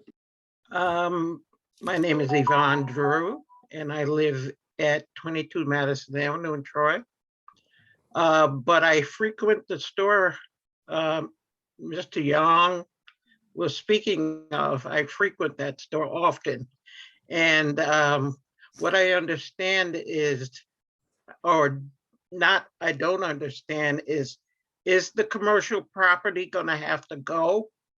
Because there's a number of people in the city of Troy, minorities specifically, that frequent that store, and hopefully he can stay there, because he's one of the only stores that accommodate us in a lot of ways.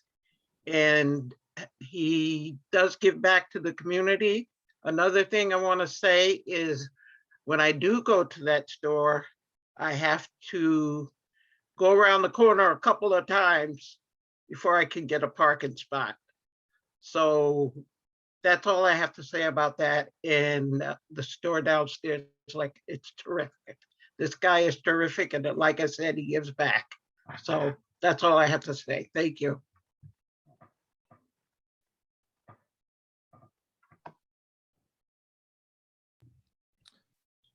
Thank you. Just to answer that question, I think the plan, as it was explained that I heard, is to keep the commercial space on the first floor and not, correct me if I'm wrong, Moshe, and not impact the current tenant. Yeah, our intention is not to disrupt the commercial space in the first floor. We are just focused on the top 4 floors.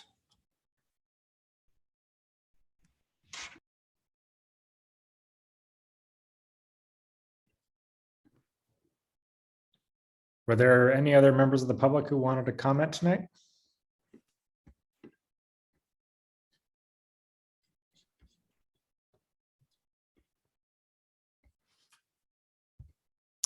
I see Jenny.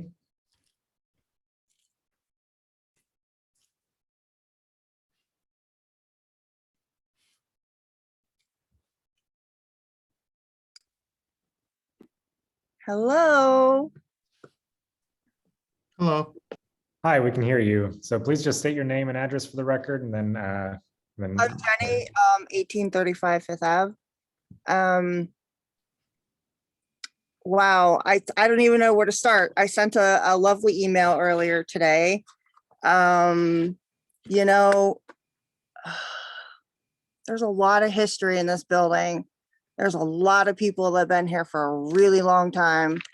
You know, it's kind of hard not to get like emotional. I personally have been in the building since 2003. I recently switched my studios from the 4th floor to the 3rd floor because I have started a business in 2014. You know, I spoke with a lot of people today, and, you know, like Mr. Lee's been there 30 years. The comic book store's been there 35 years. The lawyer's been there for, I think, 20 plus years. There's so many artists in the building that have been there. We've been such a contributed to the artists and businesses and the community of Troy. And, you know, you know, and also my condolences to the Gutierrez family, you know, for Carlos was so good to us for so many years, you know, and he loved the artists. He loved the people. You know, we had the gallery on the 1st floor for the longest time. He supported us, you know, and I know things about, you know, economics and, you know, what's good, you know, financially and whatnot, but, you know, there's more to the city than just apartments, you know, it's the people, it's the community, you know. I mean, what are we without artists? You know, I mean, no disrespect to anybody here, but it's just, you know, it's, you know, actually back in 2012, I did I featured the Alien Building on Our Town, Troy, on WMHT. I tried to find it. I couldn't find it online. I talked to someone who works there. She's going to try and see if she can find it. You know, featured about the artists. This also goes with the Martinez galleries that's in question in the Cannon Building. You know, it's just, I mean, I guess I speak for the artists in the building because a lot of people aren't here and speaking that, you know, it kind of wipes out a lot of artists. You know, we got 4 floors of artists. And then we also have that beautiful gallery, you know, in the Cannon Building. That's a lot of art. It's a lot of art in our community. So just stuff to think about, I suppose. And definitely, you know, I concur with Marion that, you know, y'all should come check us out, see what we're about. You know, there's a whole lot of heart and a whole lot of talent in this building. So I guess thanks, what I wanted to say. Maybe it's not a question, but I guess I just feel like I'm the voice for a lot of us in this building, and not only artists, but there's also businesses that are supporting the community. You know, we've got the midwives, we've got therapists, we've got healthcare workers, you know, so there's a lot. Thanks. Did you want to talk? Oh, sorry, and a question. I have Deb Bailey with me on the speakerphone with me because she got kicked off and couldn't log back in. But wanted to find out also about, you know, the plan of when notice would be given to these businesses, you know, about you know, how much time we would have to relocate. Thanks. First of all, Jenna, I appreciate your words, and I wish I honestly had a better answer for the long term of the building.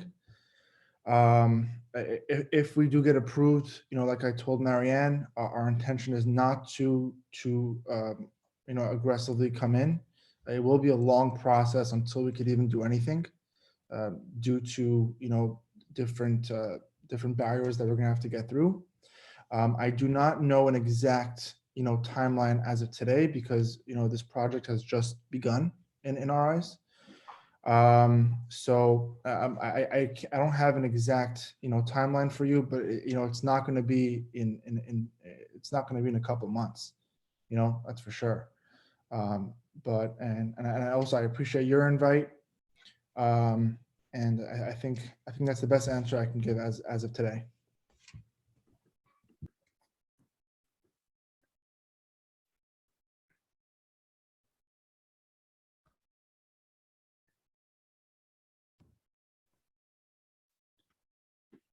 Are there any other members of the public who wanted to comment this evening?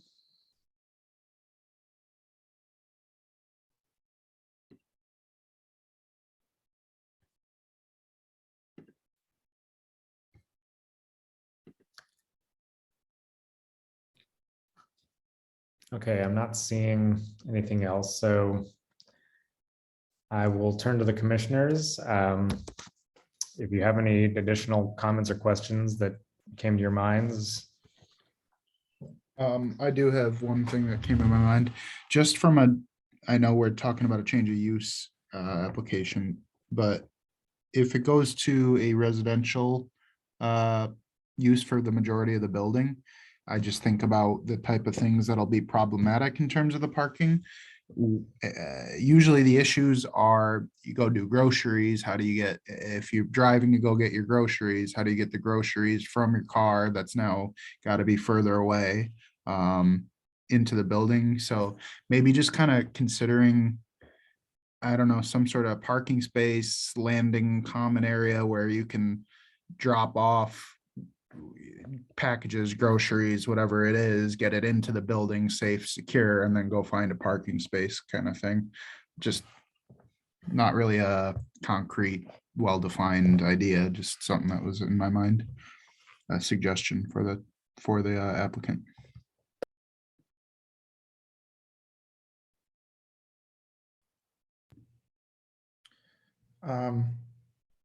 I appreciate Roddy. I appreciate that, Roddy. I would love to hear more about your idea, and it's an interesting concept.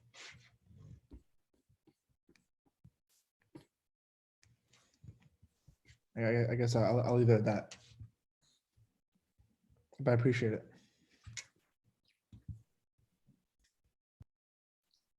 Thanks.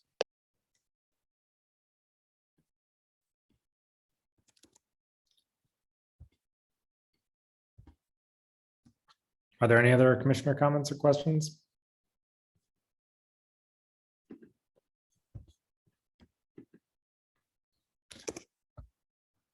So this application is for a change of use, and it is an unlisted action. So we do need to make a seeker determination.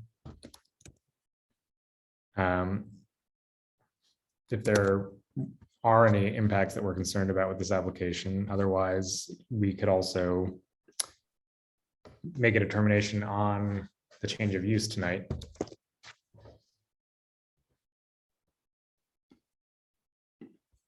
Give me a moment, I gotta look at the staff report for the recommendation.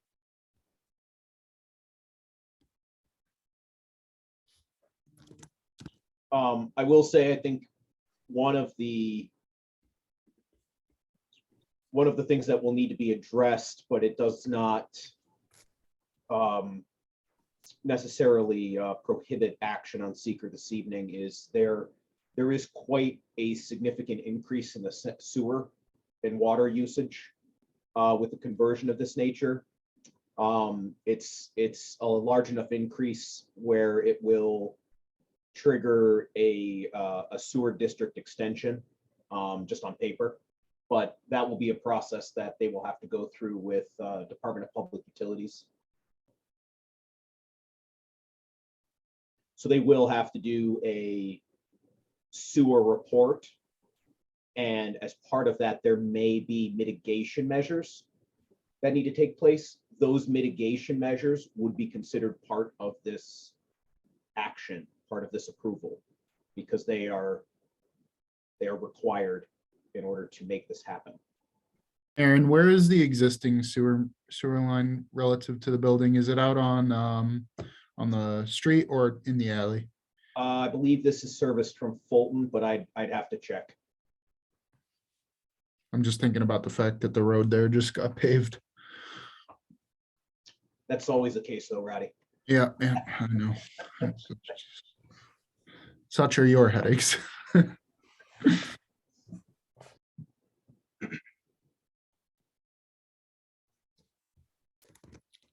and I know there's been already some discussion of parking, both by the applicant in their presentation and by some of the public comments and commissioner comments. I know that the zoning doesn't require any parking being provided, and I know that the applicant did point out in their presentation that there have been a lot of other developments in this area that did not provide parking as part of the development or redevelopment of existing buildings to residential.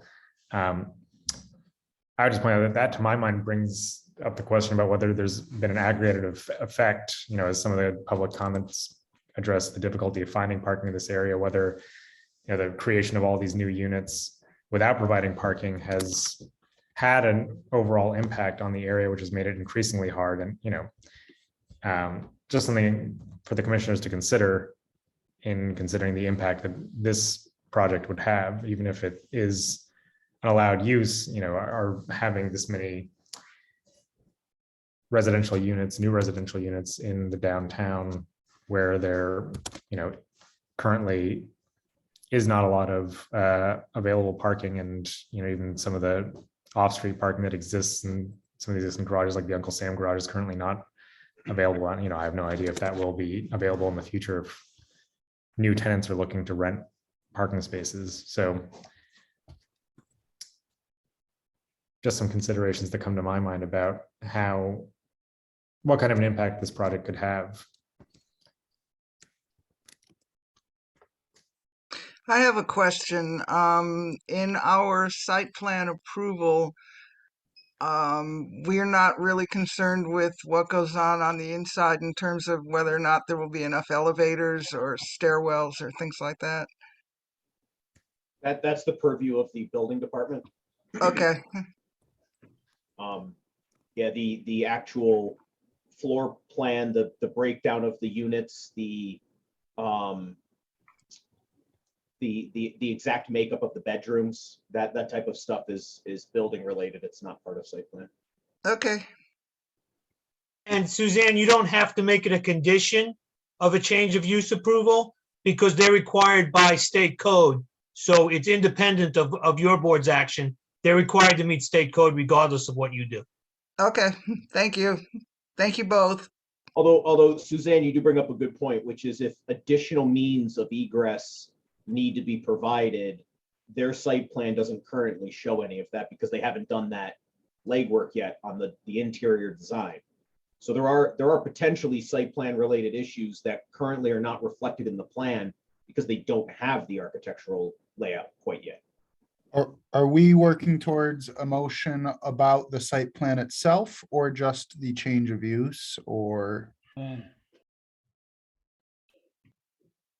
Sorry. Can I interject for one moment? We've done just enough schematic design to understand that the exiting situation in the building is acceptable.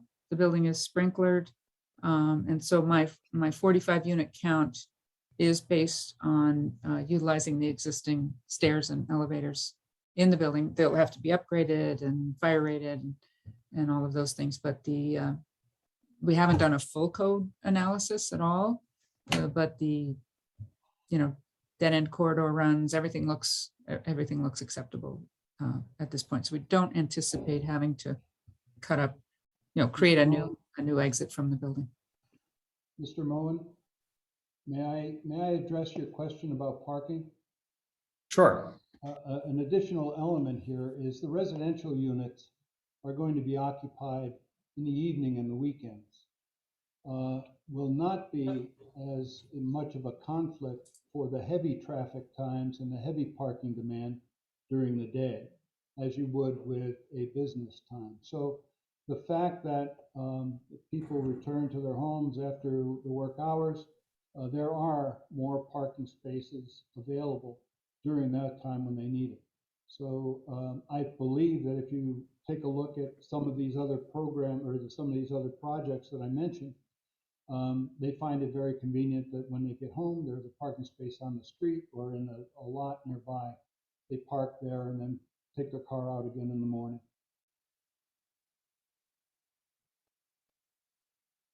Thank you.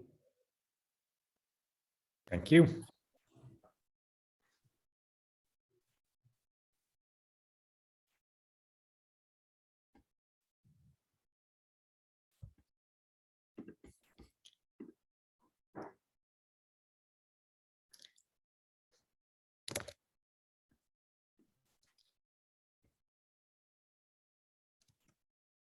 So keeping in mind Roddy's most question that he just raised regarding the fact that all we're looking at this point is the change of use. Well, do the commissioners feel we have enough information to take action tonight? Do we want to request any further information from the applicant? Does anybody have a motion that they want to make? Anthony, this is Sarah. Do we first need to make a seeker determination? Yes, we do need to make a determination on seeker first. Okay. And I will state that I require no additional information.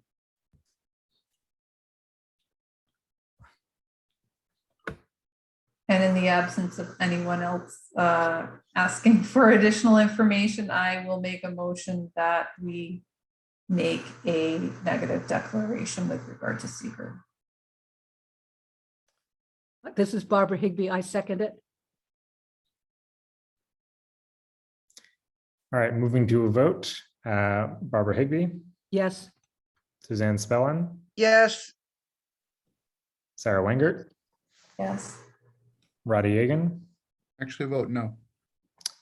That there would be a negative, or that there would be an impact. And I'll also vote no, but I think 3-2, that motion still carries, correct? That's correct. The negative declaration would carry 3-2. Okay, so then do we feel like we have enough information to make an action on the change of use? If there is any additional information you need from the applicant, we could also request it, but if you feel like we have the application we need, we can also make a vote tonight. Andy, if I can jump in here, Anthony. Andy, Sure. You mentioned earlier potential conditions about a change of use that in granting that. What sort of conditions are typically levied on a change of use? It's rare that conditions are levied, but in this instance, because their application is right at a trigger threshold for seeker analysis, I think it's, and they've already represented that they will be working with less than 50 units. I think to conform to your secret determination based upon a short form, a condition should be that it is less than 50 units, or they have to return. And based upon what Aaron said, I think a second appropriate condition would be full compliance with any requirements of DPU, Department of Public Utilities. Now, we don't have the authority to dictate with any more specificity than that, anything about the number of units, right? For instance, if any of us said, yeah, I'm fine with it going to be residential, but in my outlook on it, it should be 5 units or some, whatever, 1 unit per floor, then that would be beyond our authority, correct?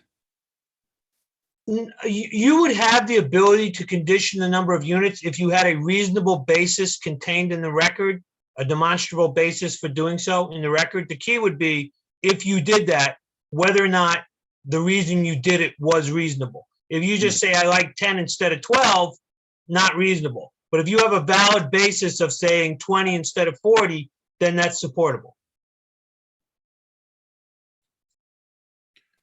Okay. Barb, what's the density of this site as a residential use?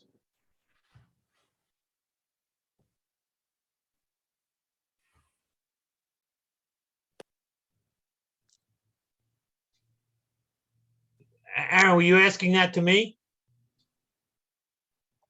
I think you directed it to Barb. I think he's asking me. Give me a moment. Give me a moment. That was the right answer, Barb. Thanks. I should also mention that this proposal will be heard by the ZBA on February 2nd for the density. So it sounds like we'll be doing those calculations based on the 50 units so that we just get the variance for the max. Okay, perfect. Thank you, Dash. I was just looking at the lot area and thinking to myself, in response to Roddy's concern, the number of units would be dictated by the density, but this project is seeking a variance for that. Correct, absolutely. And I have that calculation on a Post-it note at my desk at City Hall. I think it will be over the 120 units per acre for a high rise. 20 unit limit. So yes, I'm actually working on that paperwork so that it can be submitted to Dash today. Okay, so Roddy, in response, I guess, to your comment about the number of units, they are seeking a variance for that. They exceed the density, the underlying density for the area. Yeah, I mean, that my stance would be that's not acceptable. But I guess that's for each of us to decide on. What at 45 units, ballpark, Barb, what would the like square footage of a unit be? Oh, that I don't have in front of me. I mean, the square footage of each unit will comply with building code requirements. The number of units per acre is what the density refers to. And I'm trying to pull that sheet back up. I had just Roddy, I mean, just ballpark, the parcel's a little over 9,000 square feet. Yeah. So if they're doing 40 to 50 apartments on 4 stories, that's what, 10 to 12 a floor. So 9,000 divided by 10 or 12, you're 800 square feet, maybe 700 after hallways and things. Yeah. That's part of what I'm thinking about here is the units across Troy that become available continue to get smaller and smaller and smaller. And again, I know that we're creeping towards things that are beyond our purview, but these are the concerns I have with these kind of projects. I have to say, to have larger units in a building like this would not likely attract families. There's no yard space, the parking, pulling your farmer's market produce back from market on a Saturday is different than bringing the baby in with your groceries. So I think that I wouldn't necessarily advise much larger, 3 or 4 bedroom apartments. And we can see what that's causing over at King's Landing, that they become student rentals and party places. So Yeah. Barb, my position is not more so towards multi-bedroom units, but rather just more square footage per single bedroom. I see. Understood.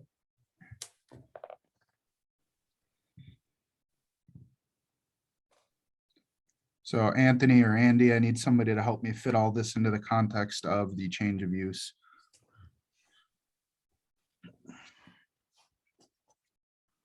If you wanted to make a motion to approve the change of use, my recommended conditions would be no more than 50 units and compliance with all the requirements of DPU. If you wanted to add in something suggesting the applicant seek to increase the size of the square footage of units, you could do that. It wouldn't be a requirement. It would be more of a suggestion.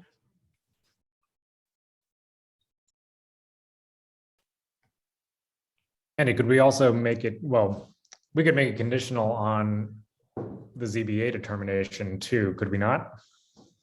You could, but it already is by law. If they don't get the density, they would be kicked back to the number of units allowed by the current code. Are we also making a recommendation to the ZBA as part of this motion?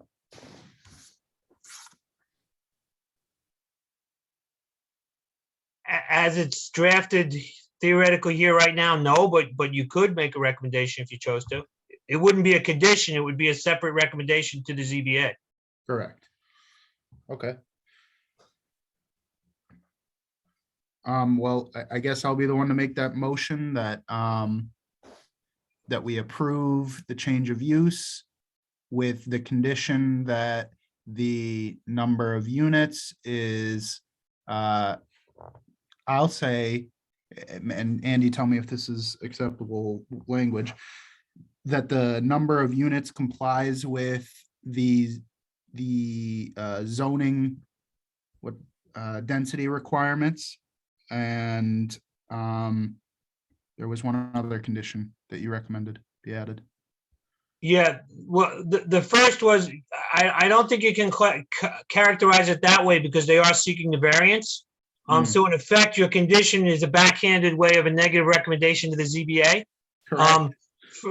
For seeker purposes, the threshold is 50, so I think the condition has to be 50 units or less. And then if you want to make an independent recommendation to the ZBA, you could do that.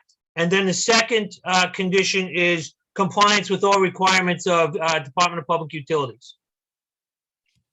So moved.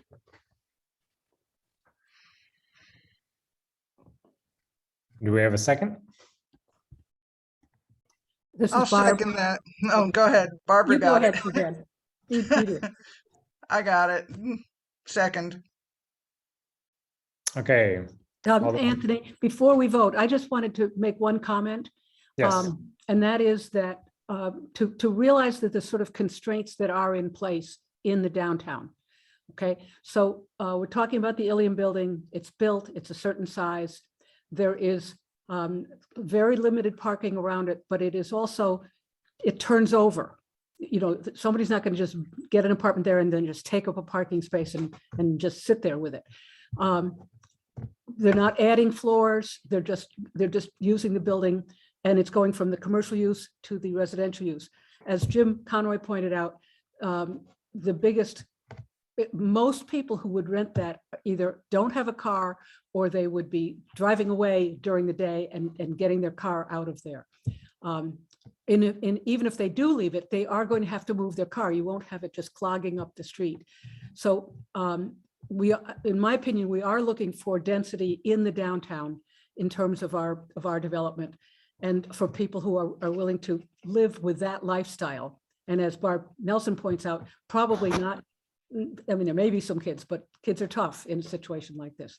So I think that this kind of building does work, and I don't have a problem with it because it is in the downtown.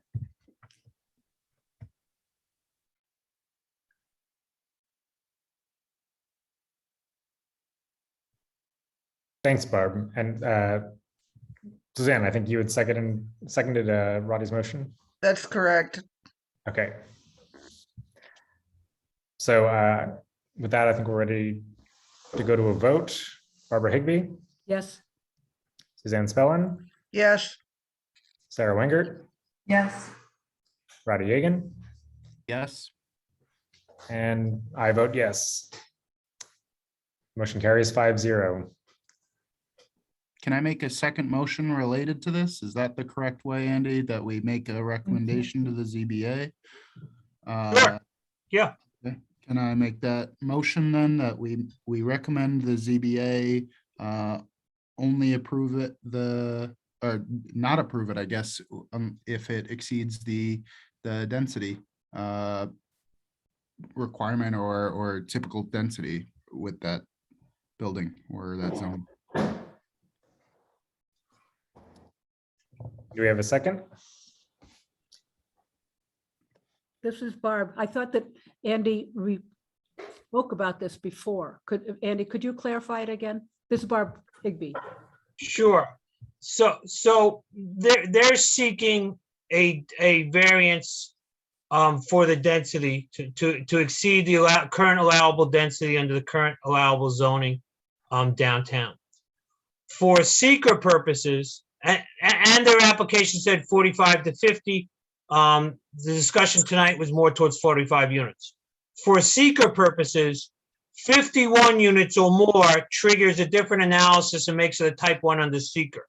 So for seeker purposes, I had recommended that if you're going to approve the change of use, you confirm that it be for less than 50 units. And that is for compliance with seeker purposes as an unlisted action. Now, what Roddy is proposing is that you take the additional step of recommending to the Zoning Board of Appeals that they not grant a variance above what they would be allowed in terms of the number of units under the existing zoning code.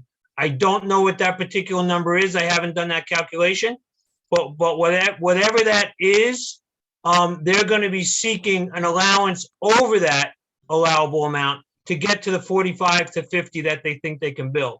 Roddy is proposing that this board recommend to the ZBA that they provide a negative recommendation on the grant of the density variance.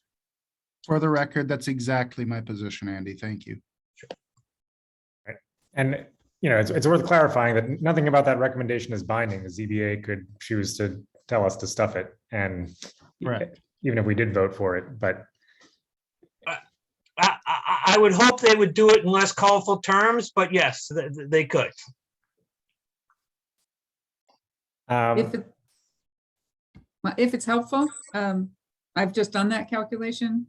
That would limit this building to 25 units, which would pretty much cripple it financially. So I just want you to have the data. And I can assure you that Hendrick Hudson, the Pioneer Savings, Dowshy Building, we'll do our research and find out who has received these variances in the past. It's just not a reasonable expectation. Our zoning ordinance is about to be renovated, or redone. So Also, nobody has to second my motion. It's just my motion. their information. I'm with you in spirit, Roddy, but I don't think I can second that motion. No problem. No hard feelings. Andy, in considering the variance, does the ZBA have the ability to grant it only up to a certain number of units? So for example, if the applicant is saying we want 50, could they say no more than 45? They could. There is a test, the specific test included in state statute on what they must apply to grant an area variance.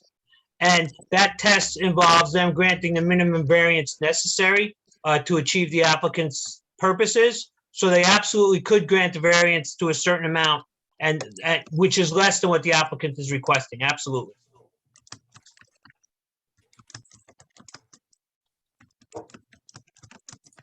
Anthony, I'm not sure if it's something we're required to address, but there is a question in the chat. Thank you. Yeah, it looks like a member of the public was just asking if the sale has gone through or if it's still pending. I don't know if the applicant can speak to that.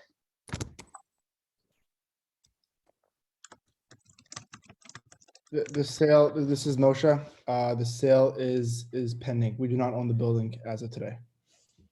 The Gutierrez family owns it.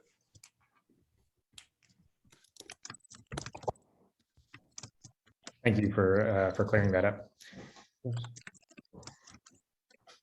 All right. If there is no second for Roddy's motion, then I think there may be no further action to be taken on this tonight. Could I make a different motion? Sure. But I'm going to need help from Andy on it. This is Barbara Higbee. I'm concerned that we should make this motion. And so Andy, can you help me with the wording of the opposite of what Roddy just said, that would be recommending that the zoning, well, or either that, or do we just not need any recommendation at all? Is there this second recommendation needed at all? It's up to you. It's a recommendation is not required. But if you felt that you as the commission wanted to send a message to the ZBA, you have the ability to do that. They do take your opinions into consideration. I've been there when they've done that. I think if I hear you correctly, you want to do the opposite of what Roddy proposed. It would be or do nothing.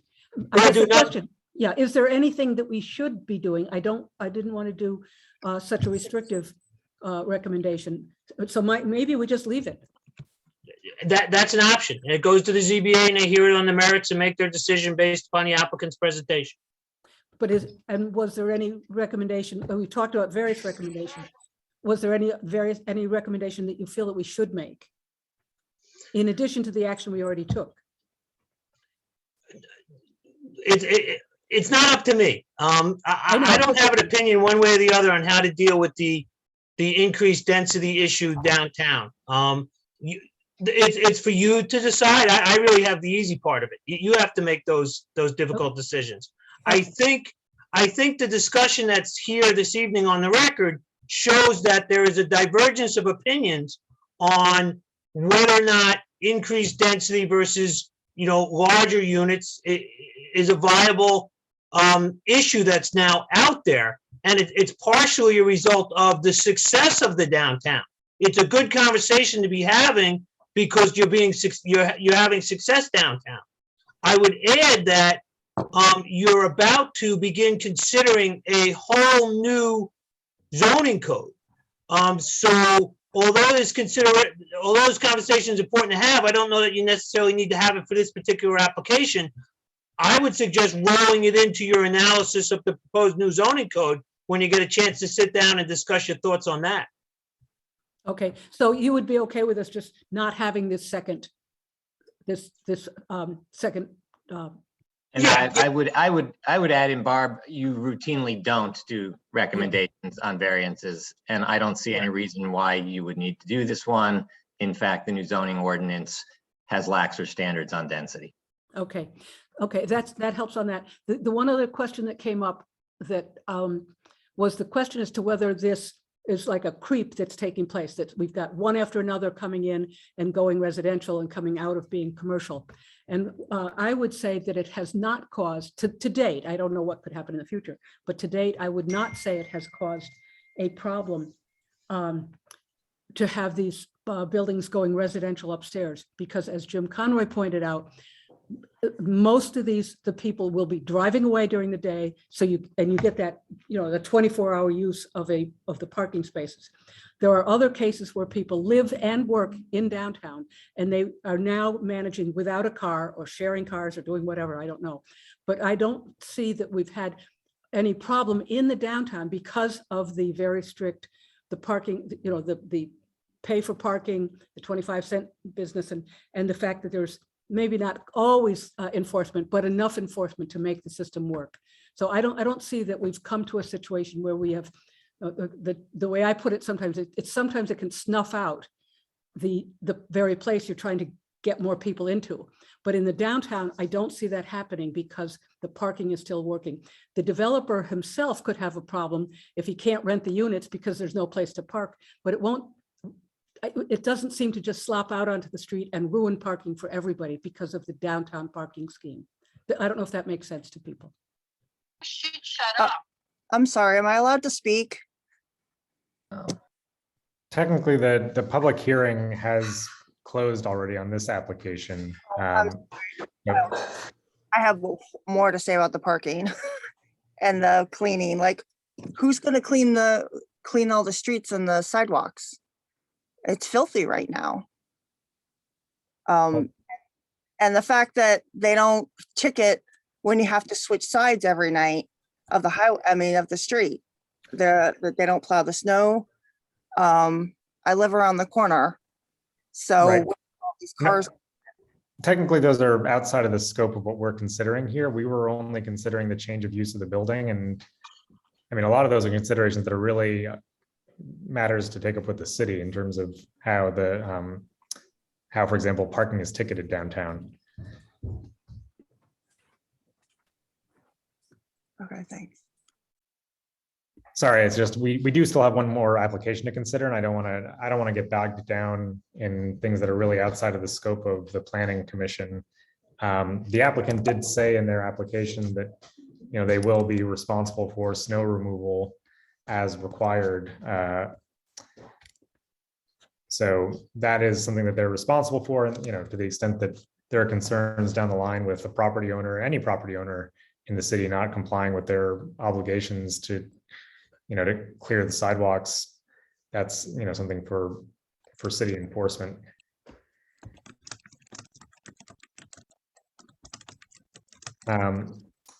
Well, thank you, Barb, for sharing your thoughts as well. And unless there is any other action to be taken on this application, like I said, we do have one more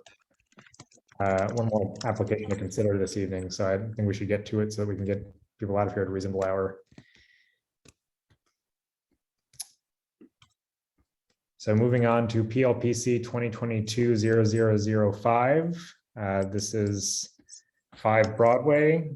This is the same applicant as the last application. So if you want to go ahead, Aaron, if maybe you want to bring the application up on screen. Sure. It might be more useful just to bring up the photo of the building, but I'll share something here. Yeah, thank you.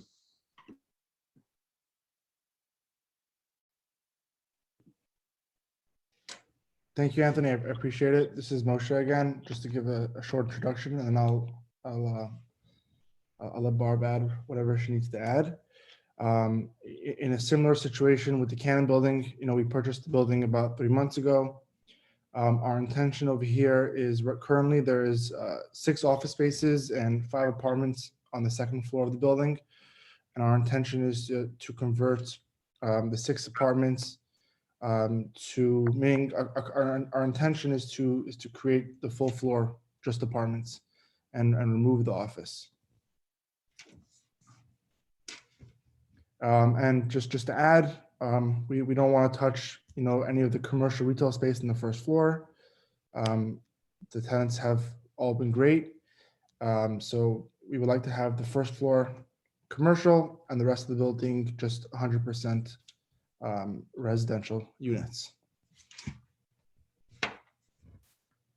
And the situation is very similar to the Ilium building. The site is completely covered by the building. There is no opportunity for off-street parking. We certainly don't recommend that any downtown buildings be raised to create parking. This proposal takes the building from existing 35 units of apartments. These are a combination of studios, 1 bedrooms, 2 bedrooms, and we would, part of the 2nd floor is already residential. The remainder of the 2nd floor converting to residential, I see no more than 9 units able to fit in there.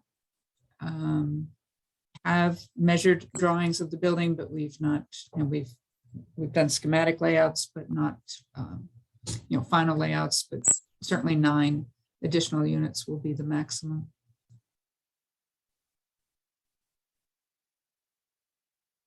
It also will be pursuing a variance on the density. I can tell you the existing density limit is 120 units per acre. The Ilium building, let's see, the Cannon building at 35 plus 9. So we'd have 44 units total. And I'm looking up the acreage on it now, 0.299. I just, quickly doing a couple calculations of other buildings that I am familiar with. And clearly we're in the same boat. It's very similar to other buildings that have also been developed. And I think Barb put it well, Barb Higbee, that, the size of the building is the size of the building. And so we're hoping to do our best with what we have. So, sorry.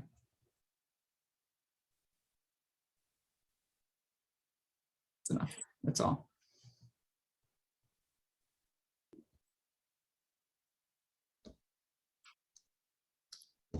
Thank you. Any commissioner comments? I have a couple of questions. I know this is a very old building, 1830s, if I remember correctly, and the top floor mansard roof is a later addition. I'm just wondering, are there any kind of special regulations about how one does construction in a building like this that we have to be concerned with?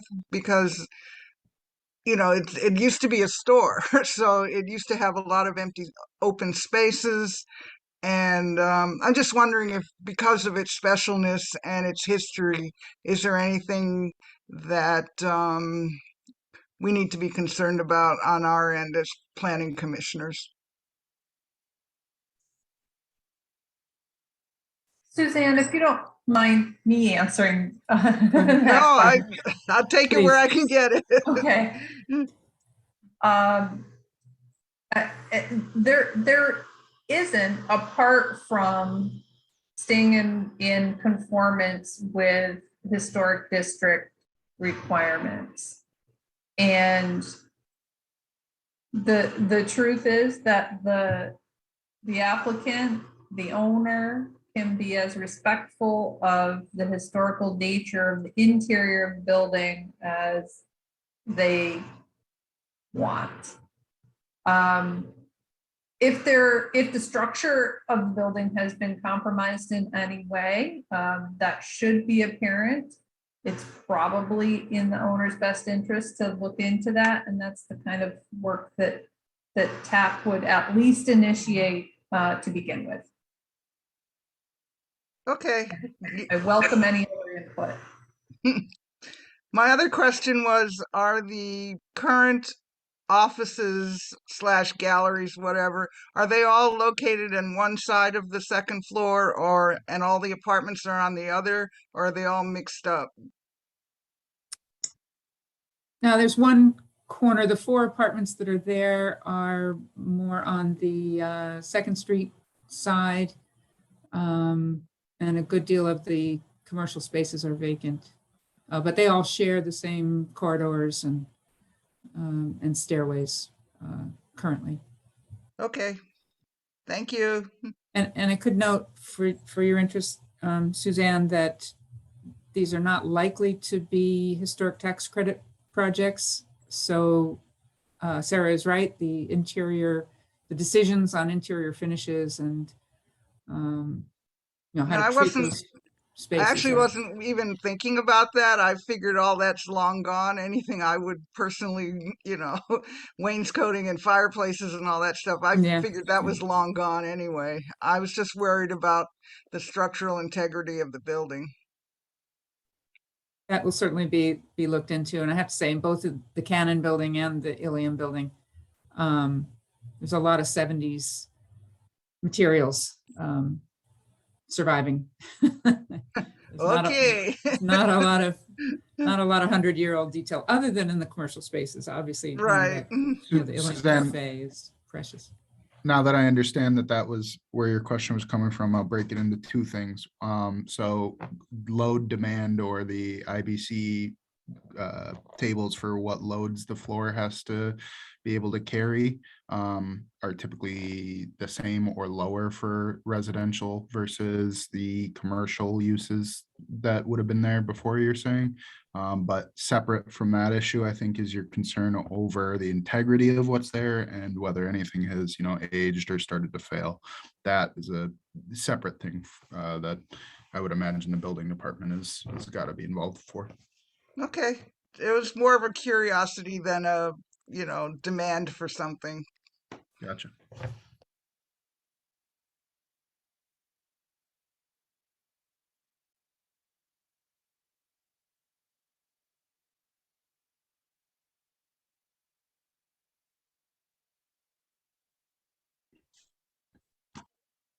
Are there any other commissioner comments or questions for the applicant? Just many of the same comments as before, suggestions really to try and incorporate efficiency improvements wherever possible, and consider how the tenants will be able to, drop off things that they need, considering the parking difficulties. That's all, just same comments, and they're all just suggestions.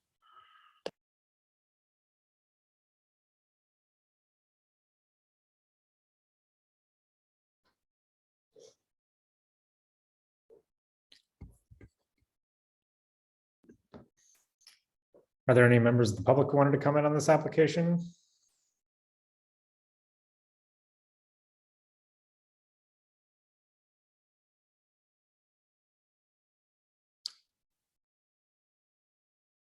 I'm not seeing any hands. Oh, I do see one hand. Jenny?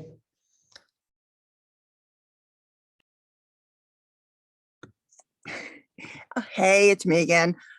So question about the gallery. So will the gallery remain, or is that being replaced with apartments?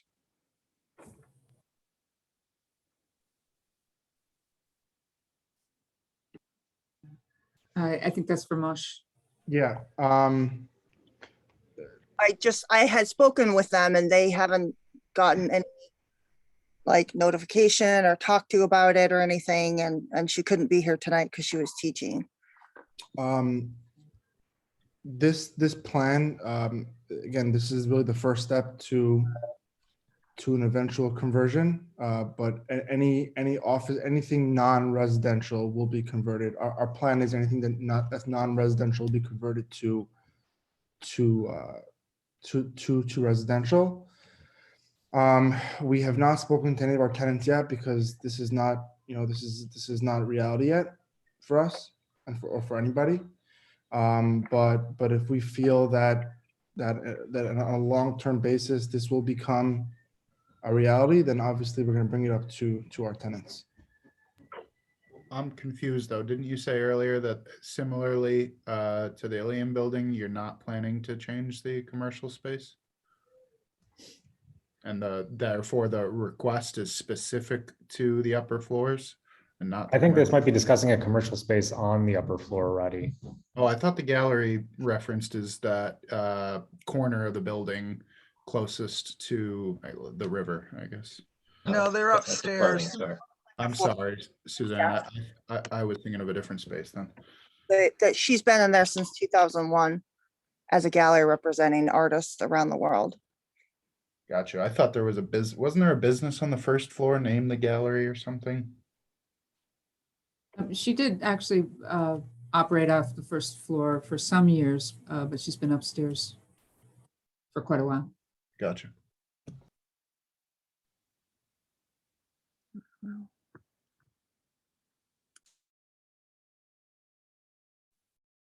I think it's fair to expect that the owner needs to solidify a number of approvals before causing, alarm among the tenants. So I think that he's expressed willingness to be gentle and give people time and to make decisions based on construction cost and income and return on investment. There's an awful lot of work that has to be done, design and financial planning and financing before final decisions are made.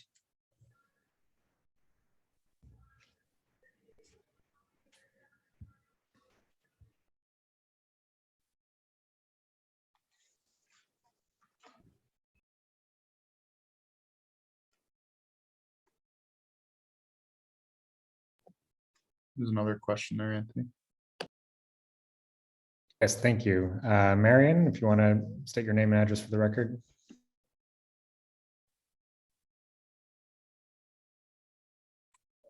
We can't hear you. You're still muted. You should be able to unmute yourself though, unless Dash or someone needs to. Can you hear me now? Yes, now I can hear you. Okay, so I'm Marion Reynolds. I live on Pinewoods Avenue in Troy. I'm just curious, maybe this is ignorant on my part, but I wonder why there couldn't be residential units on that floor plus a gallery. I mean, I'm just curious what harm the gallery would do to other people living residentially. Maybe there's a different price point, but I can't imagine the gallery would be annoying to other residential units. I'm just speaking from a point of it's of value to the artistic community in Troy. Maybe the two projects the gallery and the project could coexist. Just a thought.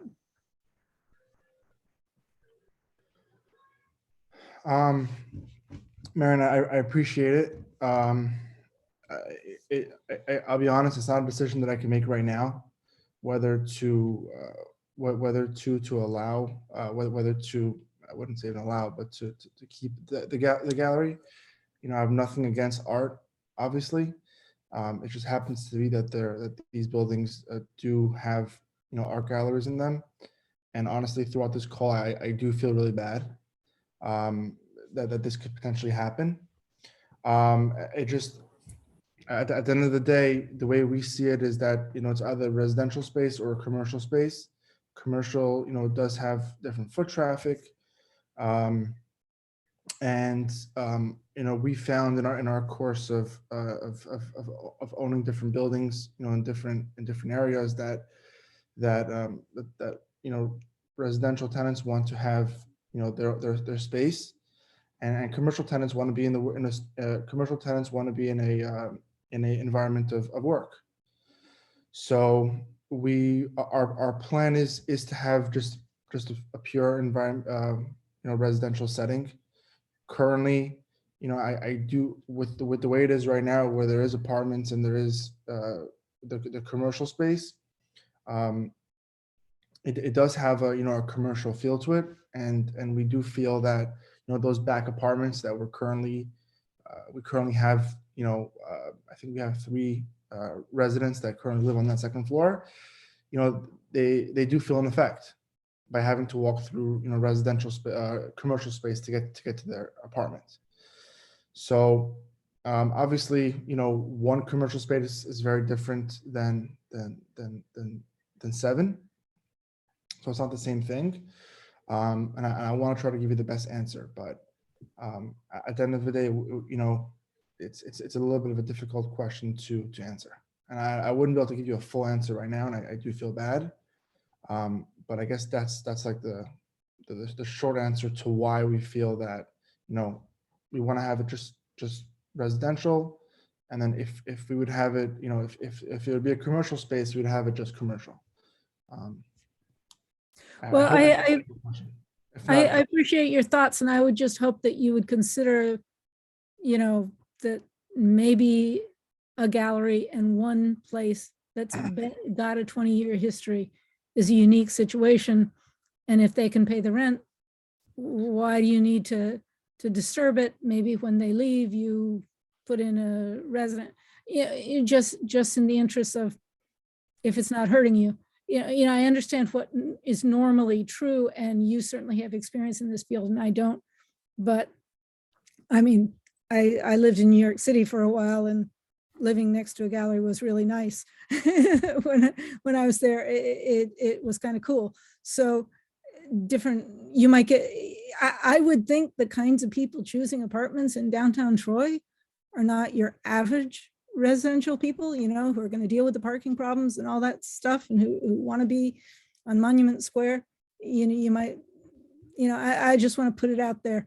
I'm not the one who has to pay the bills, but I do treasure our galleries, and I just hope you will consider whether you really need to make them go to have your project. On a monetary level, I don't know the exact numbers, to be honest. But I will take a deeper look, and I guess we can go from there. Okay. You won't have to deal with me. I'm not on the board. Just my I 2 cents. appreciate it, Marion. I understand your concerns, and this is the difficult part about doing this. Mm-hmm. Okay. Warren Shaw, I see your hand up. If you want to state your name and address for the record.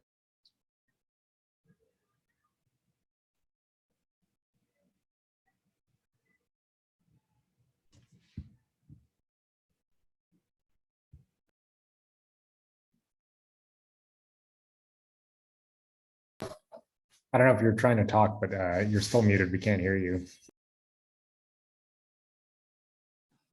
Hello? Yes, I'm an architect and a resident of Lansingburg. My name is Warren Shaw. I am just going to repeat what Marion has just said. I strongly believe that Troy is a lot about creativity, culinary arts, food arts, historic preservation, architecture. I think that's a lot of the reason why people would move here to begin with as a renter or as a homeowner. So instead of looking at as the art galleries and the art spaces in one or both of the buildings as a negative, I would look at this, if I was a developer, as an opportunity to strengthen the market. I would, if I was a renter, I think it would be an asset to live in a building that had artists or possibly a gallery, maybe just one floor of one of the two buildings. I'm just echoing what was said before, but I think this could be an opportunity and strengthen Troy and strengthen your project or projects. Thank you.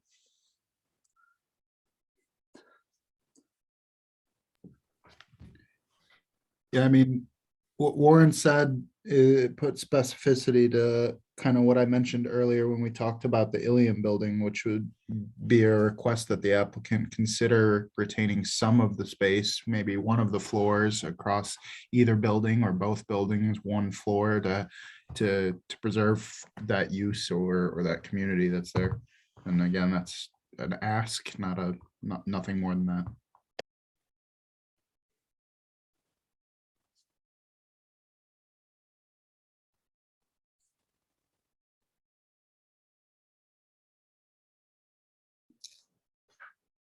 Are there any other members of the public who wanted to speak about this application tonight?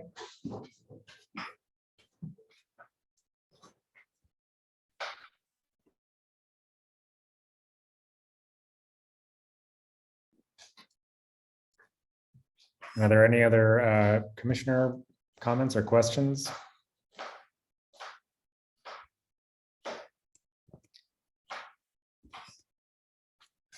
Now, I saw on the staff report that there was a question about the condition of the building in light of, I guess, some issues in the past with repair issues or code violations. And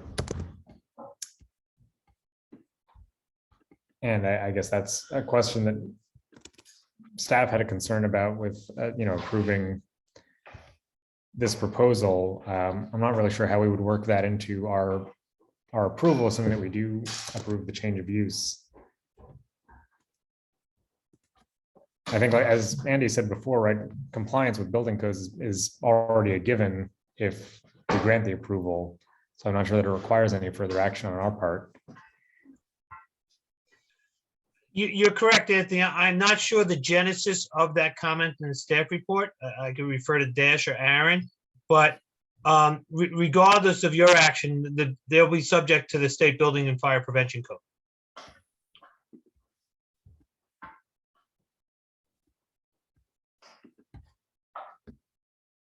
I don't know, Dash, if you wanted to elaborate at all, or if there's anything you wanted to add. Sure. Yeah, I don't have too much more to add than what I stated in the staff report. That there just have been historical instances of, I believe there's an issue with the roof in the last year or more. I'm not sure, but with any project that construction is occurring in the building and new users are coming in and out of the space, I'm sure that any building owner would want to improve and include those renovations as a part of the project holistically. So again, as Andy said, that would be something handled by the building department, and we would certainly let them do their work for that matter.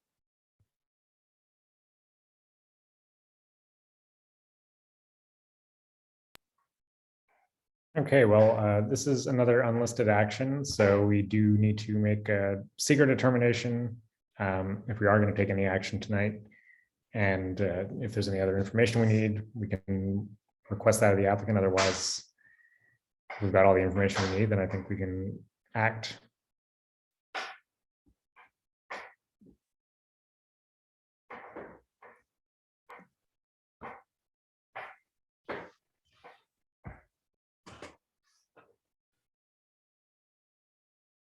Anthony, this is Sarah, and I will make a motion that we issue a negative declaration with regard to seeker.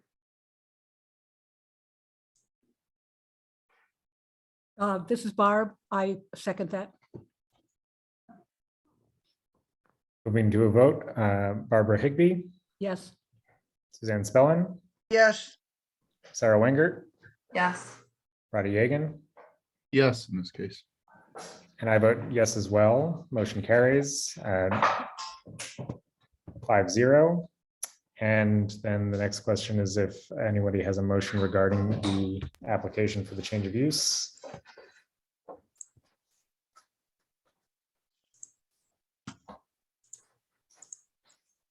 Again, this is Sarah Winger, and I make a motion that we approve the requested change of use.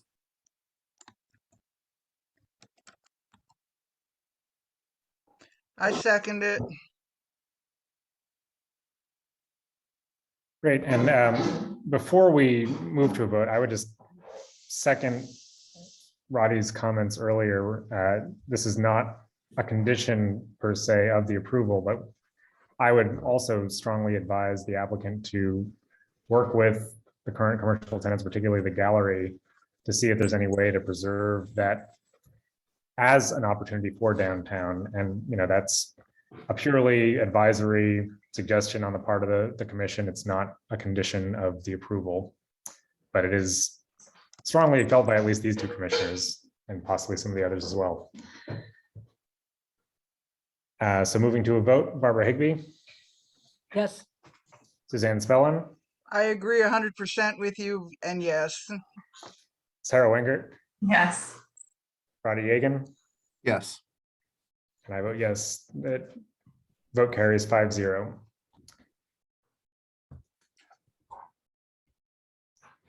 Okay, that was the last item on the agenda. Only thing left is vote to close the meeting. All those in favor? Yes. Aye. Yes. All right. Thank you, everyone. Good night, Thanks, everyone. Thank you. Good night. Thank you. All right, all. Good night. Thank you, care. everyone. Appreciate it.